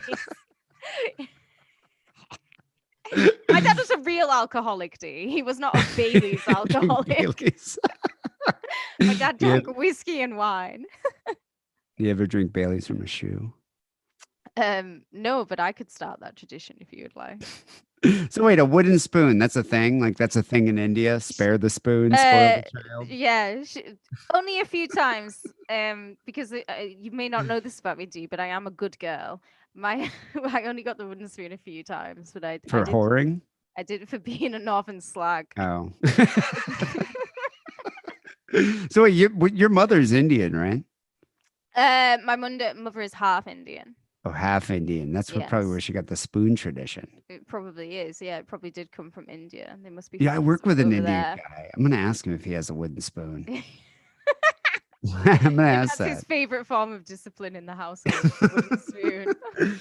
She said if we did not obey, there would be violence. If you disobeyed him, did or said the wrong thing and did not follow his directions, it was a wooden spoon to the palm of the hand. Oh no, we got it on our ass, man. This You got in guy's the being quite backsides. you get it on the backside. This guy's being quite kind. Just on a quick on the hand. That's nothing. Well, he said he would hit him quite ferociously. He would hit us Oh. until he was satisfied, double figures, and he would punish us in this way whenever he was displeased. Which I imagine was every day, like Charles Bukowski's dad. Yeah. Do you think he had a spoon holster? So he just whip it Yeah, out. he did. Like my mum would also do that thing where she would take her like slipper off and threaten us with the slipper. That was a big thing. Wow, she would hit. That's like Eddie Murphy's mom. Yeah, but my mum was Or the also like slipper. that. If you ever saw her take the slipper off and hold it in her hand, you knew you had to fall in line very quickly. I wonder if this guy's spoon was monogrammed. Just the Punisher. Oh, like on Dazed and Confused when they've got the paddles. The wife said her husband was in charge of the discipline at the home, and she saw him hitting her other son, Hitchum, with a wooden spoon when he was 3 years old. Oh wow. They kind of got on with it. They knew better than to do anything about it. If they said something or did something wrong, he would explode and hit them more. The wife said she never told anyone because he was a bodybuilder. And he was double her weight with big muscles. She saw him physically break things in front of her, and she was scared of the consequences. So they lived in fear of this bodybuilder dad. I wonder if he did that cool thing where he ripped the phone book in half. That's always impressive when people do that. Yeah, I would be like, all I'd be right, impressed. I'm gonna be cool. I'll watch Brooklyn 99. I'm gonna shut the fuck up. I don't want to get the wooden spoon. You know, Codlove, Windsor, Berkshire here, real Burke, denies 3 counts of child cruelty and 2 counts of assault, causing bodily harm. The trial continues. What a Yeah. word. What Yeah. a tale. That is crazy. Terrible. A dictator dad there. What do you have here for the second story? Now, my second story is from Down Under. And Ooh, this, an Aussie tale. yeah, there's quite a lot of legal ramifications in this. I think there's a good change in What- Down Under. Your story was sent in by Evil Bunny, actually. Oh, yes. Thank you, Evil Yep. Bunny. She's got a great eye for the story, and I always She really appreciate does. them. Yep. And this is Eastern Freeway Porsche driver Richard Pusey pleads guilty to 3 charges. I'm going to You know- tell you what his 3 charges are. I hate that word pussy because every time I try to type, Pussy. text pussy in It my goes- phone, it autocorrects to pussy. Pusey. Pussy. I can Well, this understand guy- if it's Pussy, like Gary Busey, but it's not. It's Pussy. Pusey. And it's kind of The like, worst it's surname like, I've ever heard. it's not a good one. And he's called Yeah. he's obviously Richard, so he's Dick Pusey. That's Dick quite Pusey. a good that's quite a good PI name though. Dick Pusey Dick on Pusey? the case. Yeah. I guess. He's good at hunting pussy. Dick Pusey. It's 1 letter away from Dick Pussy. Yeah, Dick Pussy. So this Dick Pusey, he's the Porsche driver. And he swore as he filmed the final moments of a police officer who died on Melbourne's Eastern Freeway. And he's pleaded guilty. So he's appeared in county court where he accepted responsibility for his actions, which was almost a year after the horror smash that left 4 police officers dead. 4 in April 2020. Whoa. It was an accident. Just took out 4 police officers. Were they standing Yeah. in a row? or something? Yeah, it was like on GTA when you run over the Garanga Yes. guys. That's like fucking like bowling pins. So this has taken months of negotiations. There's been months, and he has now just pleaded guilty to reckless conduct, endangering serious injury, and possessing a drug of dependence. This is You what the wanna- charges have come down to. You want to know why this has taken months? Why? Because this guy's wealthy. Because he's If been it was, driving a Porsche. yeah, he's driving a Porsche. He's some rich guy. I'm sure his parents are paying for fancy barristers or whatever, lawyers. If he was like an Aboriginal guy, he'd Oh, be in jail. prison for life. But one of the reasons it has taken so long, and this is part of the deal that he's pleaded guilty for, it's because it's a controversial charge of outraging public decency. And his legal team have been arguing that it does not exist, this charge that he's been given. That's why it's taken almost a year. It's a weird thing. I've never heard of this before. Outrageous decency. 42-year-old Dick Pusey and now accepts that he breached public decency standards by using his phone to create recordings of these dead and dying police officers. And this is what he could be heard saying over on the video. This is like This is World Star dark. hip hop. It Yeah, is. this is dark. So he's going, there you go. Amazing. Absolutely fucking amazing. All I wanted to do was go home and have some fucking sushi. And now you fucked my fucking car. That's how I imagine he sounds. So wait, not? this guy, you know, I think I got a picture of this guy. Actually, I can share it with everybody. So this guy here. Okay, here it is. Here it is. So let's see. I don't know if I can make it bigger. There you go. There you go. So this is the car. This is the car that was smashed. So a lorry is a truck, right? Big truck. A lorry is a truck, yes. Big truck. It totally veered out of the way and must have like smashed into his Porsche and the police officers. He had been pulled over by the police officers, hadn't they? And then they smashed the lorry, like didn't see in time, and smashed into these 4 police officers. And they totaled, like, one of the police officers' cars is like, it does not exist anymore. Here's Dick Pusey with his like badminton records, the squash squash rackets or badminton rackets there. Yeah, to your kangaroo court. That's what you're gonna do. Yeah. So and here's the 4 dead police officers who were all standing like right next to each other outside his car in a fucking row. So let's get one more glimpse here at Dick Pusey in his badminton shirt. Yeah, his badminton racket shirt. It's a great thing to wear to court. So he has pled guilty. But had he not pleaded guilty, which he initially wanted to do, his trial would have been scheduled for late 2022 because of the pressure of the coronavirus. Everything's behind schedule, isn't it? Everything. So what was he planning on doing with this video? Was he going to send it to his friends? Like, here's a video I took berating dying police officers. No one knows what he was doing with it. It's not like he Facebook Lived it, which is also a thing, isn't it? People love to Facebook Live when they're doing naughty things. They do. Yeah.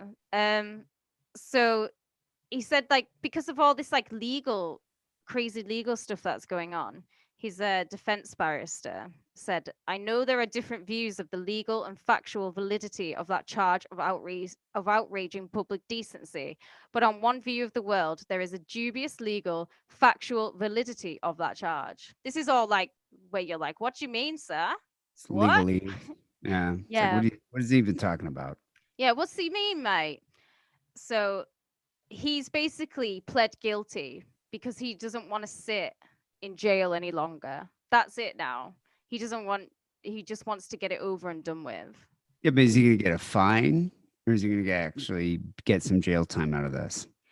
Because of like all the legal arguments that can go on for years and years. That's what they said to him. They were like, these sorts of legal arguments can go on for years. So he's accepting different deals now. So now he's facing a lower level speeding charge that's going to be chucked in at him.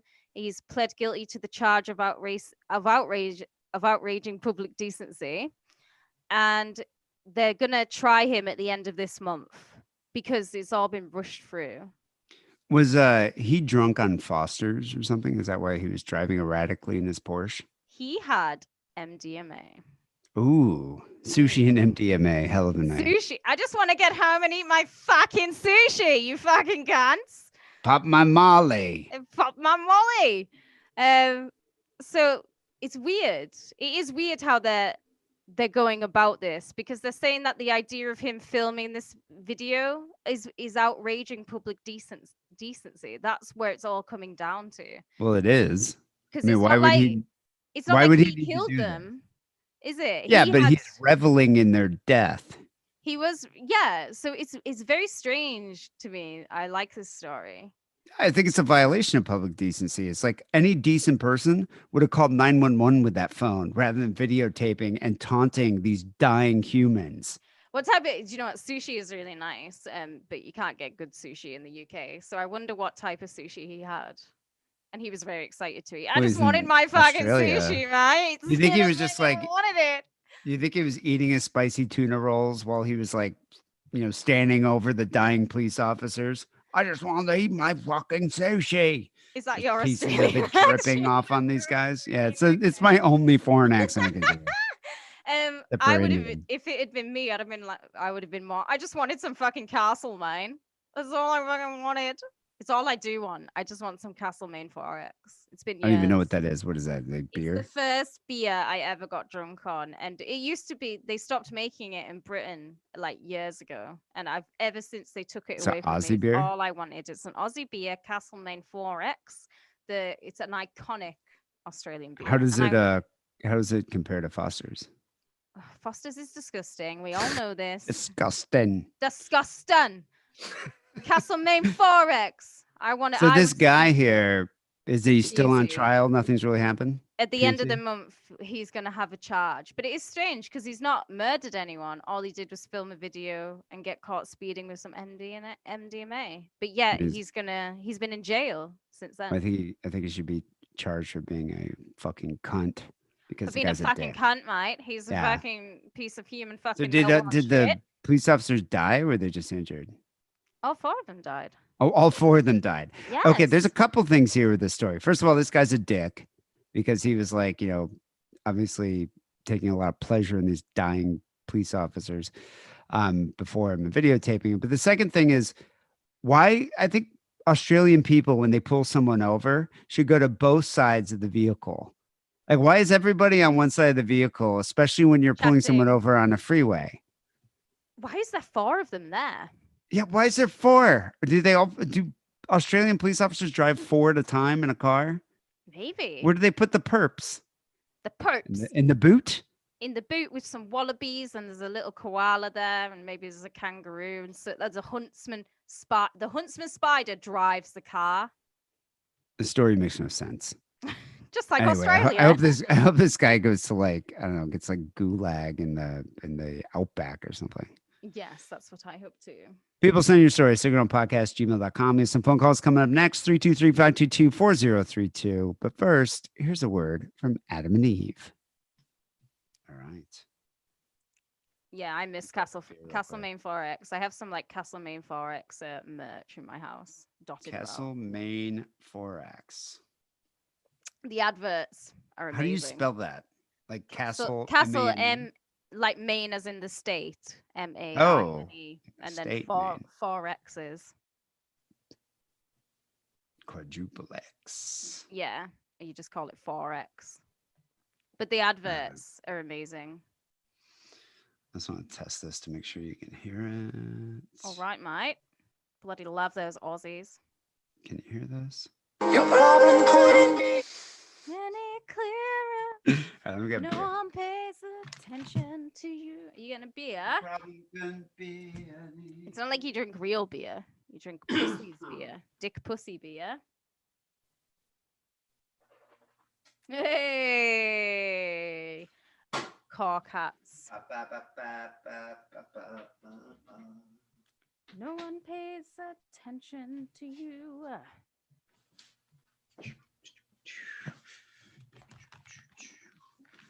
You know, who needs Castlemaine when you got fucking Miller Lite? Well, I was calling you. I said you do drink dick pussy beer.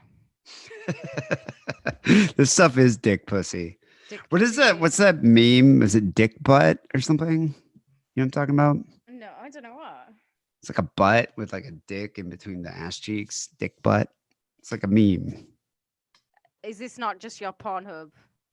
No. Do you want me to show you a picture of dick butt? I'm gonna find a picture of dick yes. butt real quick. Share the screen so everyone can see a picture of dick. I know you guys have seen fucking dick butt. Look, I haven't. you had to have seen dick butt. I've never seen dick butt or whatever you claim dick butt is. Dick butt. I've got a bad case of I was just diarrhea. thinking that in my head. I wish I could play it, but I think if I played it, yeah, we would get copyright strikes. But everyone, oh my god, at the end of YouTube this, gives you a fucking copyright strike for anything. I had fucker. never seen it before until yesterday, and I laughed till I cried. I got a bad case of diarrhea. I've got a bad case of diarrhea. It's the little dance that they're doing as well is amazing. All right, let me show you this here real quick. All right, Dick Butt is a very popular meme. It's one of the most popular memes that there is. I think you're making this up, Dick Butt. You've never seen this. Oh, Dickfoot. You've never seen that? I have seen Dickfoot. Everybody's seen Dick Butt. I just never knew that was his name. He's got a dick in his butt, but it's not like penetrating. It's just in between his It's butt cheeks. Dickfoot. Yeah, okay, yeah, But- I'm aware of Dickfoot. It's a dick, But with is the it- balls that are the butt, but with a dick in his Dickfoot. butt. It's yeah. so very intelligent. Meta. It's meta. It is. It's very Yeah. intelligent, and I'm glad I was reminded of that guy's existence. There you go. There's one thing I'm good for. It's Dick- remembering dick inane butt. memes. Inane memes that you shouldn't even have to think about. And introducing me to classic songs such as "I Have a Bad Case of Diarrhea." Of diarrhea. I really want to play it, but I can't. No, we'll listen All to right. it after. You ready? Yes. So we got a few phone calls to get to. People, you can call the Sick Wrong hotline at 323-522-4032. The past couple episodes, I've been touting my brilliant new message. And some people like it, some people don't. I'm not able to control people's whims and the things that they like. But anyway, this girl that called in, she actually thinks it's pretty cool. And I appreciate her calling in to tell me this. Steve, I'm listening to your glorious fucking message. Glorious.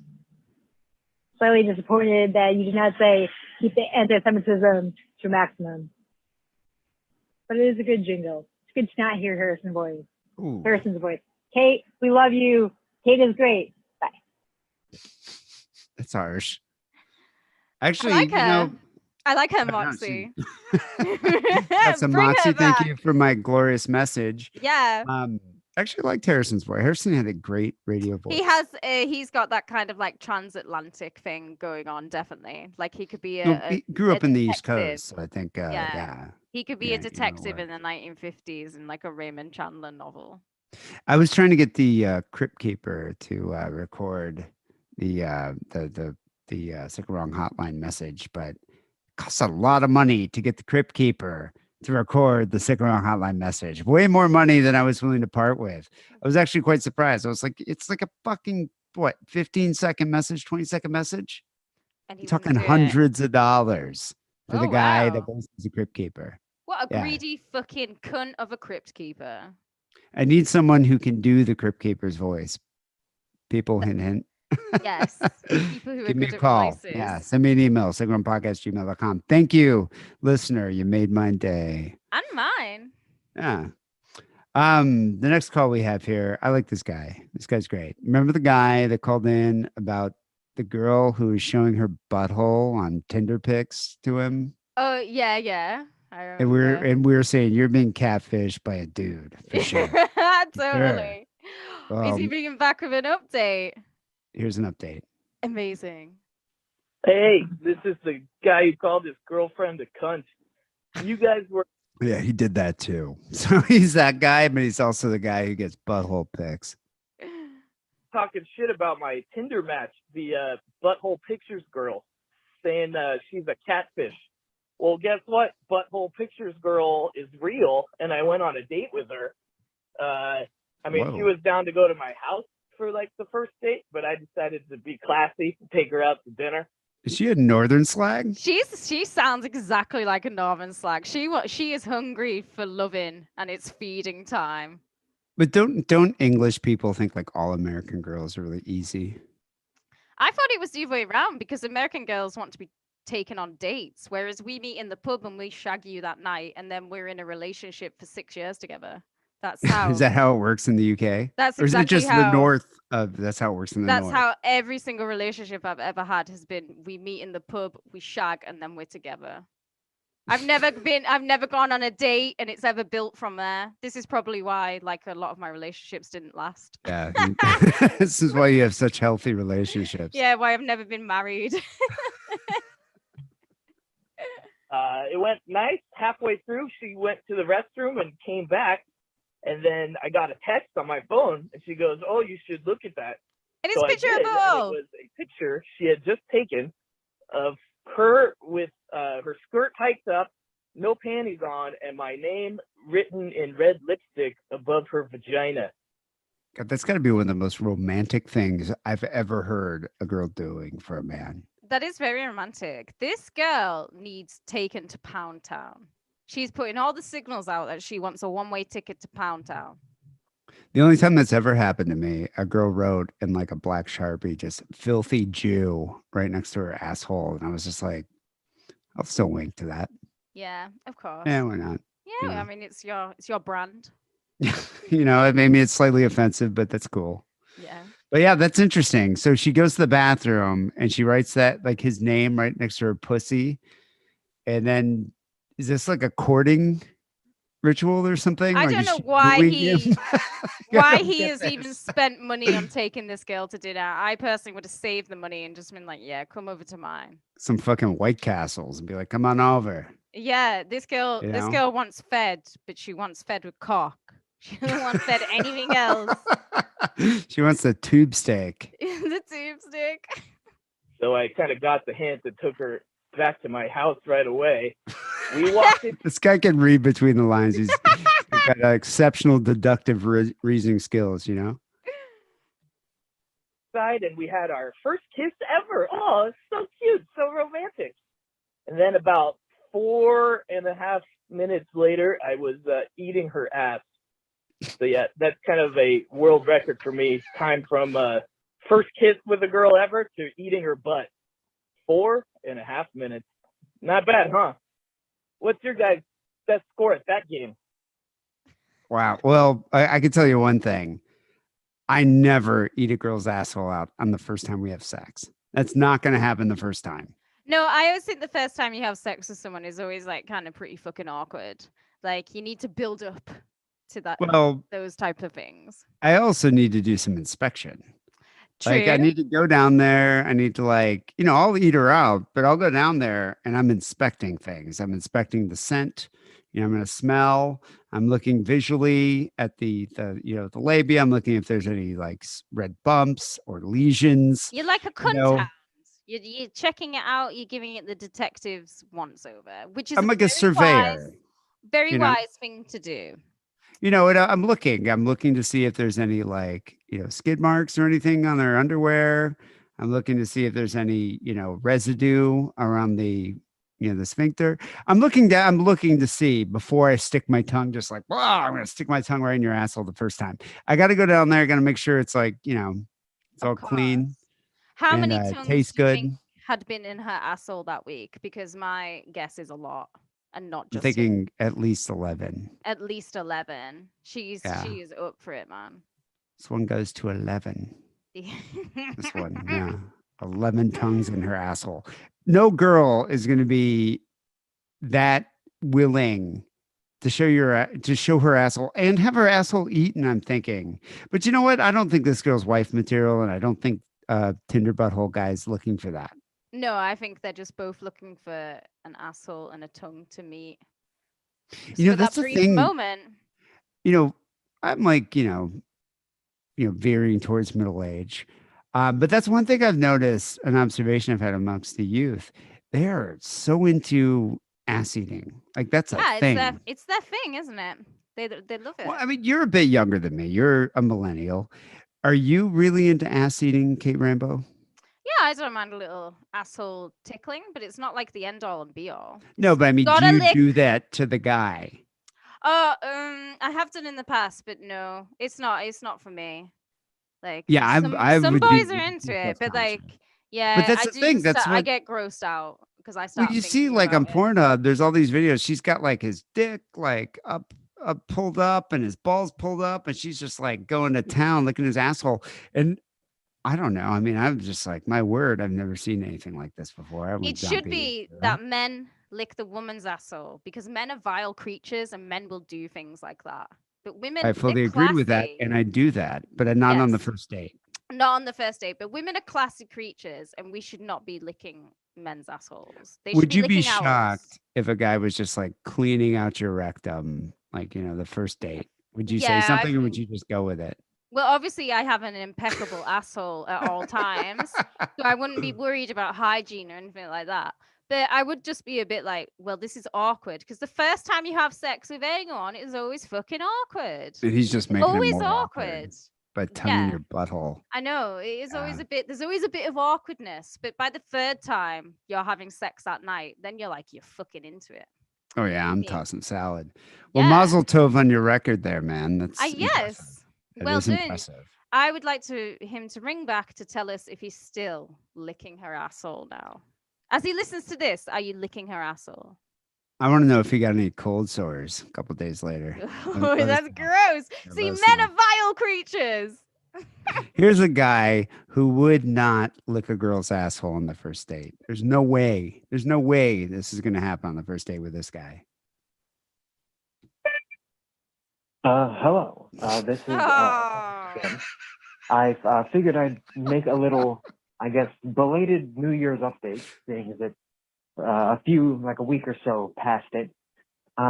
The one thing I wanted to start before all in saying is that I remember you, D, asking about the D&D game I had made a little while ago in one of the calls.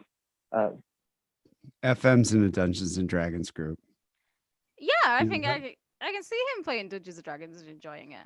I actually think with FM, like Shmuley, I'm not going to let that happen. With FM, I'm going to encourage it. I think FM should be any kind of social gathering type situation. Engage FM. Can I just say though that FM has a better social life than either you or I? I'm sure he does. He does. I He rarely goes, leave my home. he goes and tries everything, like which is a brave thing to do. He's game for anything, literally. Like I say no to everything because I just want to sit in my dark house and read Yeah, I James pretty much Ellroy hate books everything by because I'm candlelight. just Yeah, a bitter old Jew. we're miserable creatures. So good Yeah. on you, FM, for Yeah, good on getting you, out there, FM. buddy man. Yeah. The character I had explicitly played was a mage. I figured it would be at least a bit fun. One of the skills was me prestidigitation, which is just as long as I can make it up using my hands, I could basically do anything if I thought hard enough. You probably don't really care, but I figured I'd at least say that just in case anyone was asking. I do care, FM. I almost called him Eminem. FM, I do care. I do care. I love his description of a mange as well. You could just do anything with your hands. Well, so can I. Prestidigitation, right? Yeah. Yeah. That's a good skill to learn, though. Women do enjoy that. They do. Curious.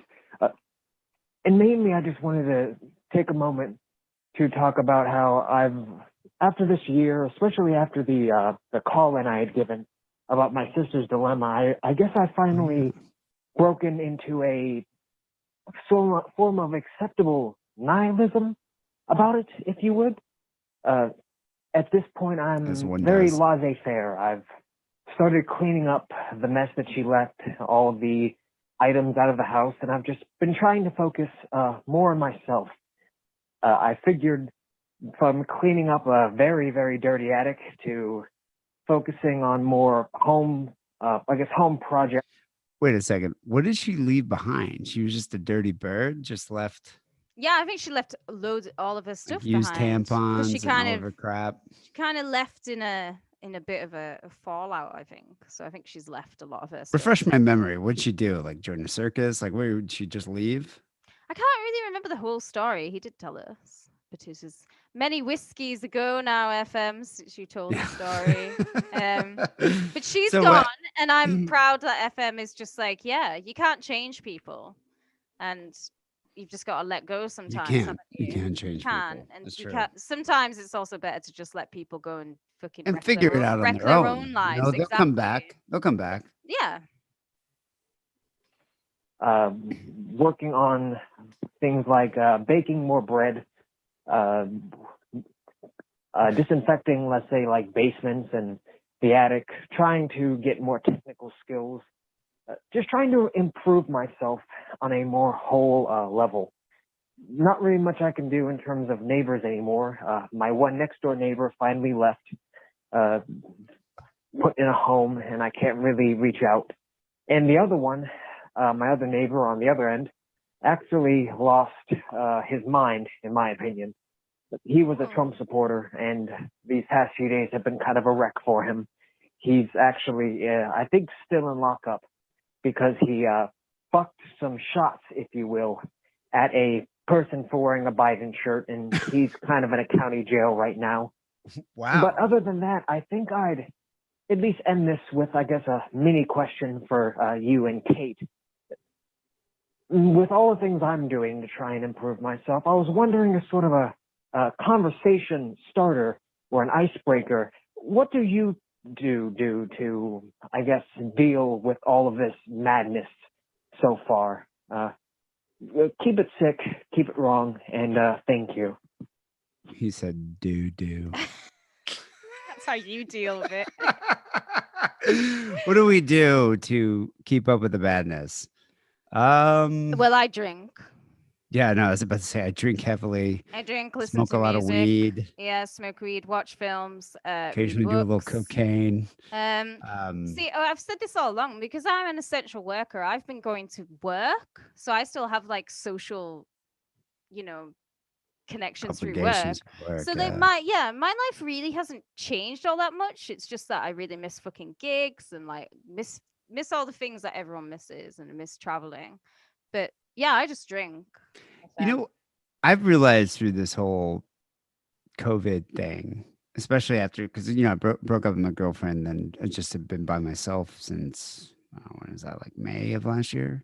Yeah, nearly a year, isn't it? Yeah, almost a year. I've learned that I actually really enjoy just being by myself. I love it. I've lived by I love it. myself I for have a 5 really good years. time. One of my favorite things to do is, smoke a bunch of weed, get some really good whiskey, and like watch a movie from the 80s or 70s. Doesn't matter. As long as Yeah. it's not like a contemporary film, because most of the time I hate those, except for horror. But yeah, I mean, or just listen to records or whatever, it's like, I don't really feel the need to go out in society. I don't really, I'm content with myself. Yeah, I you love know? living alone. I've done it for a long time, 5 years. Well, ever since really I've been on my own a long time, longer than that.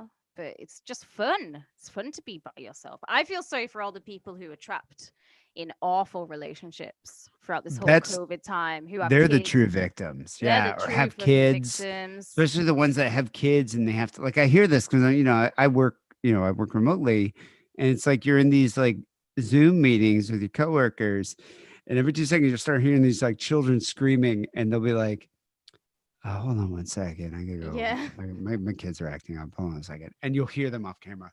Would you shut up? I'm trying to like, have a meeting, and you're just like, "Wow, yeah, fuck that. I have no interest in that, and I'm actually quite comfortable just being by myself." So how do I cope? FM, I cope with a lot of booze. I cope with a lot Yes. of drugs. I cope with a decent record collection. Yeah. I cope with Oh a my good God. book. I also cope, books. I also cope by spending money I don't have on Discogs and spending money I don't have on eBay, on You vintage. buy a lot of clothes and things like that. Well, yeah, but a lot of it I'll sell on buying vintage clothes and antiques. It's I kind of a try and- hobby though. Like you buy it, you My sell side it. hustle, baby. My side hustle.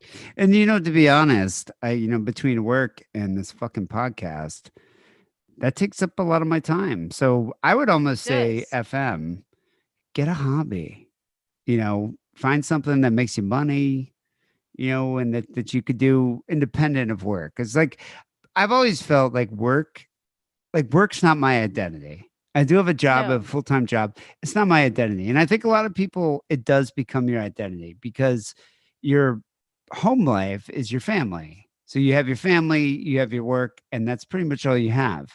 Whereas when you're someone like me who doesn't have, family, doesn't have a significant other really, it's just like I focus on my arts, hobby, passion, something like that, And I think that's what it is. Find your passion.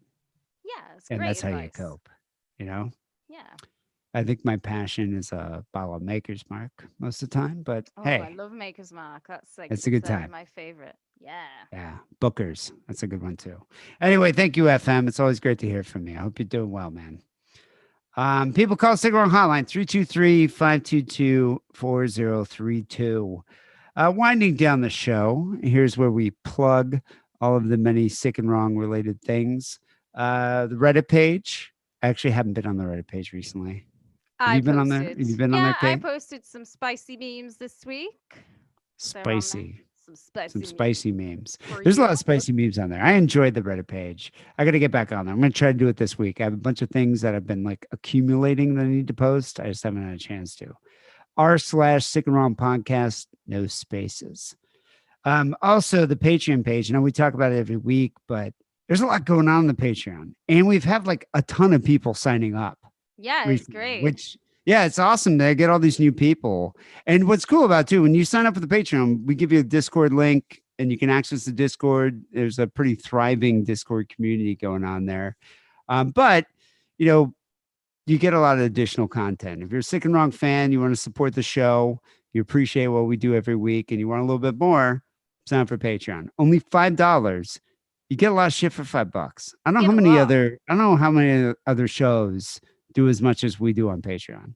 Because a lot of them, you know, for like $5, we'll do like one extra show, and it's like an extra hour or something. You know, we not only do an extra phone call or extra phone calls, an extra news story, we do a whole new segment called Sick and Wrong News. Yeah, and that's already like, and including outtakes, that's already like an extra 2.5 hours of content every week. And I'm often drunk. I am often drunk. It gets wasted on the news. Yeah. Well, Patreon is a little, you know, it's a little more like relaxed. It's more fun times. It's you know, get a little drunk, hang loose, have a little more fun. But Sick and Wrong News is kind of like, I've actually been enjoying news a little bit more. I've been enjoying the news. Well, because I mean, Sick and Wrong has its own structure. It has its own structure. It also has its own theme. Whereas news, we can do whatever. You can do a murder. You can do celebrity news. You can do what, you know.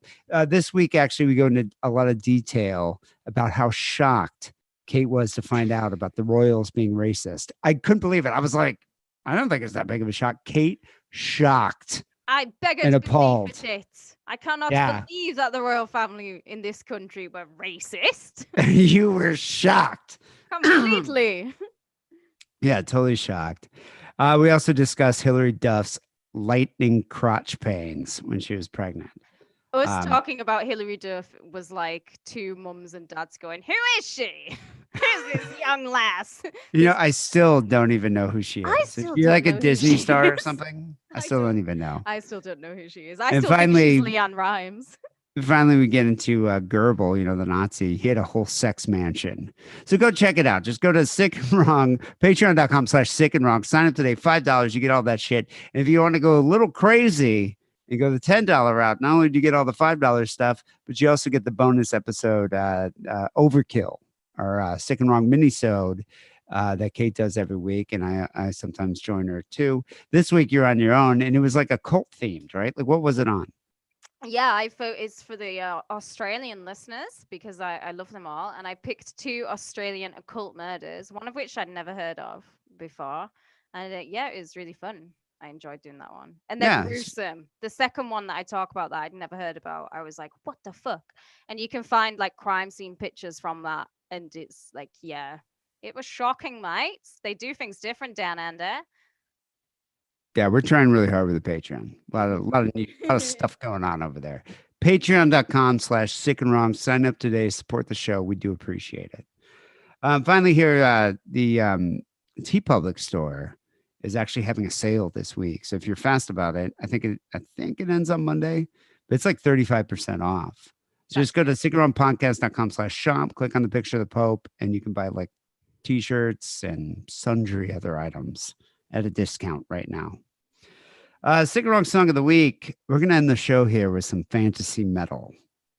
This band actually, I know the lead singer, Theo he's a good friend of my friend Danny. He's also a really good tattoo artist, actually, up in the Bay Area. But he's in this band called Orchid, kind of like they remind me a lot of Black Sabbath, but they're good. They're a fun band to see live. They're doom metal, I would say. San Francisco, founded in San Francisco, probably in like mid 2000s. I think Okay. they're still around. Actually, I haven't seen them in a long time, but put on a good show. Anyway, this song is called "Wizard of War." It's from one of their EPs from a band called Orchid. Go check them out. And I was thinking about this. I don't mind if Shmuley's into fantasy, like high fantasy. I mean, he can read Lord of the Rings. You can watch the movie Willow. In fact, I want to make him watch the movie Willow because that's an important movie to see. It's like a rite of passage. It is. But he could also listen to fantasy metal. I still want him to get into the RPG thing. All right. No RPGs, no LARPing. Only yeah. Dio. Or draw the line. Only Dio. People will be back next week with episode 783. Till then, take it sleazy. All right. All right. Keep it newsy. Keep it newsy. Have a bad case of diarrhea. That's gonna be in your head I forever. cannot stop singing it in my head. I have a bad case of diarrhea. I have a bad Case of diarrhea. It's the little dance as well. Wait, he goes, I have a bad Bad case of, and then they do an X over their like stomach. over their so it's stomach, like, and they I kind have of a bad scrunch case over, of don't they? Like diarrhea. kind of Yeah, hunch over. yes, it hurts. Yeah. I bet when Japanese people come over to fucking visit Britain, they do get bad cases of diarrhea Oh God, that food, because of all the fried everything food. boiled. Yeah, it's all Everything fried boiled food. and boiled and fried. Boiled. You guys boil pizza. No, we actually deep fry pizza, and it's fucking delicious. It's called a pizza crunch. Not even joking. It's delightful. I love I love and miss Glasgow takeaways. I got a bad case of diarrhea. Yeah. I haven't been to a Glasgow takeaway in a while. People, I got to get up early, so I got to sign off. It's like a fucking lost an hour tonight. And I got to get up because, they had a power outage in my work. And so we're powering things up. And I got to make sure the engineers don't fuck anything up. So I have to sign off early. But thanks, everybody, for listening. Yeah, Been, thank you guys. it's been real. Always a pleasure. Never a chore. Yeah. Always, it's, good time.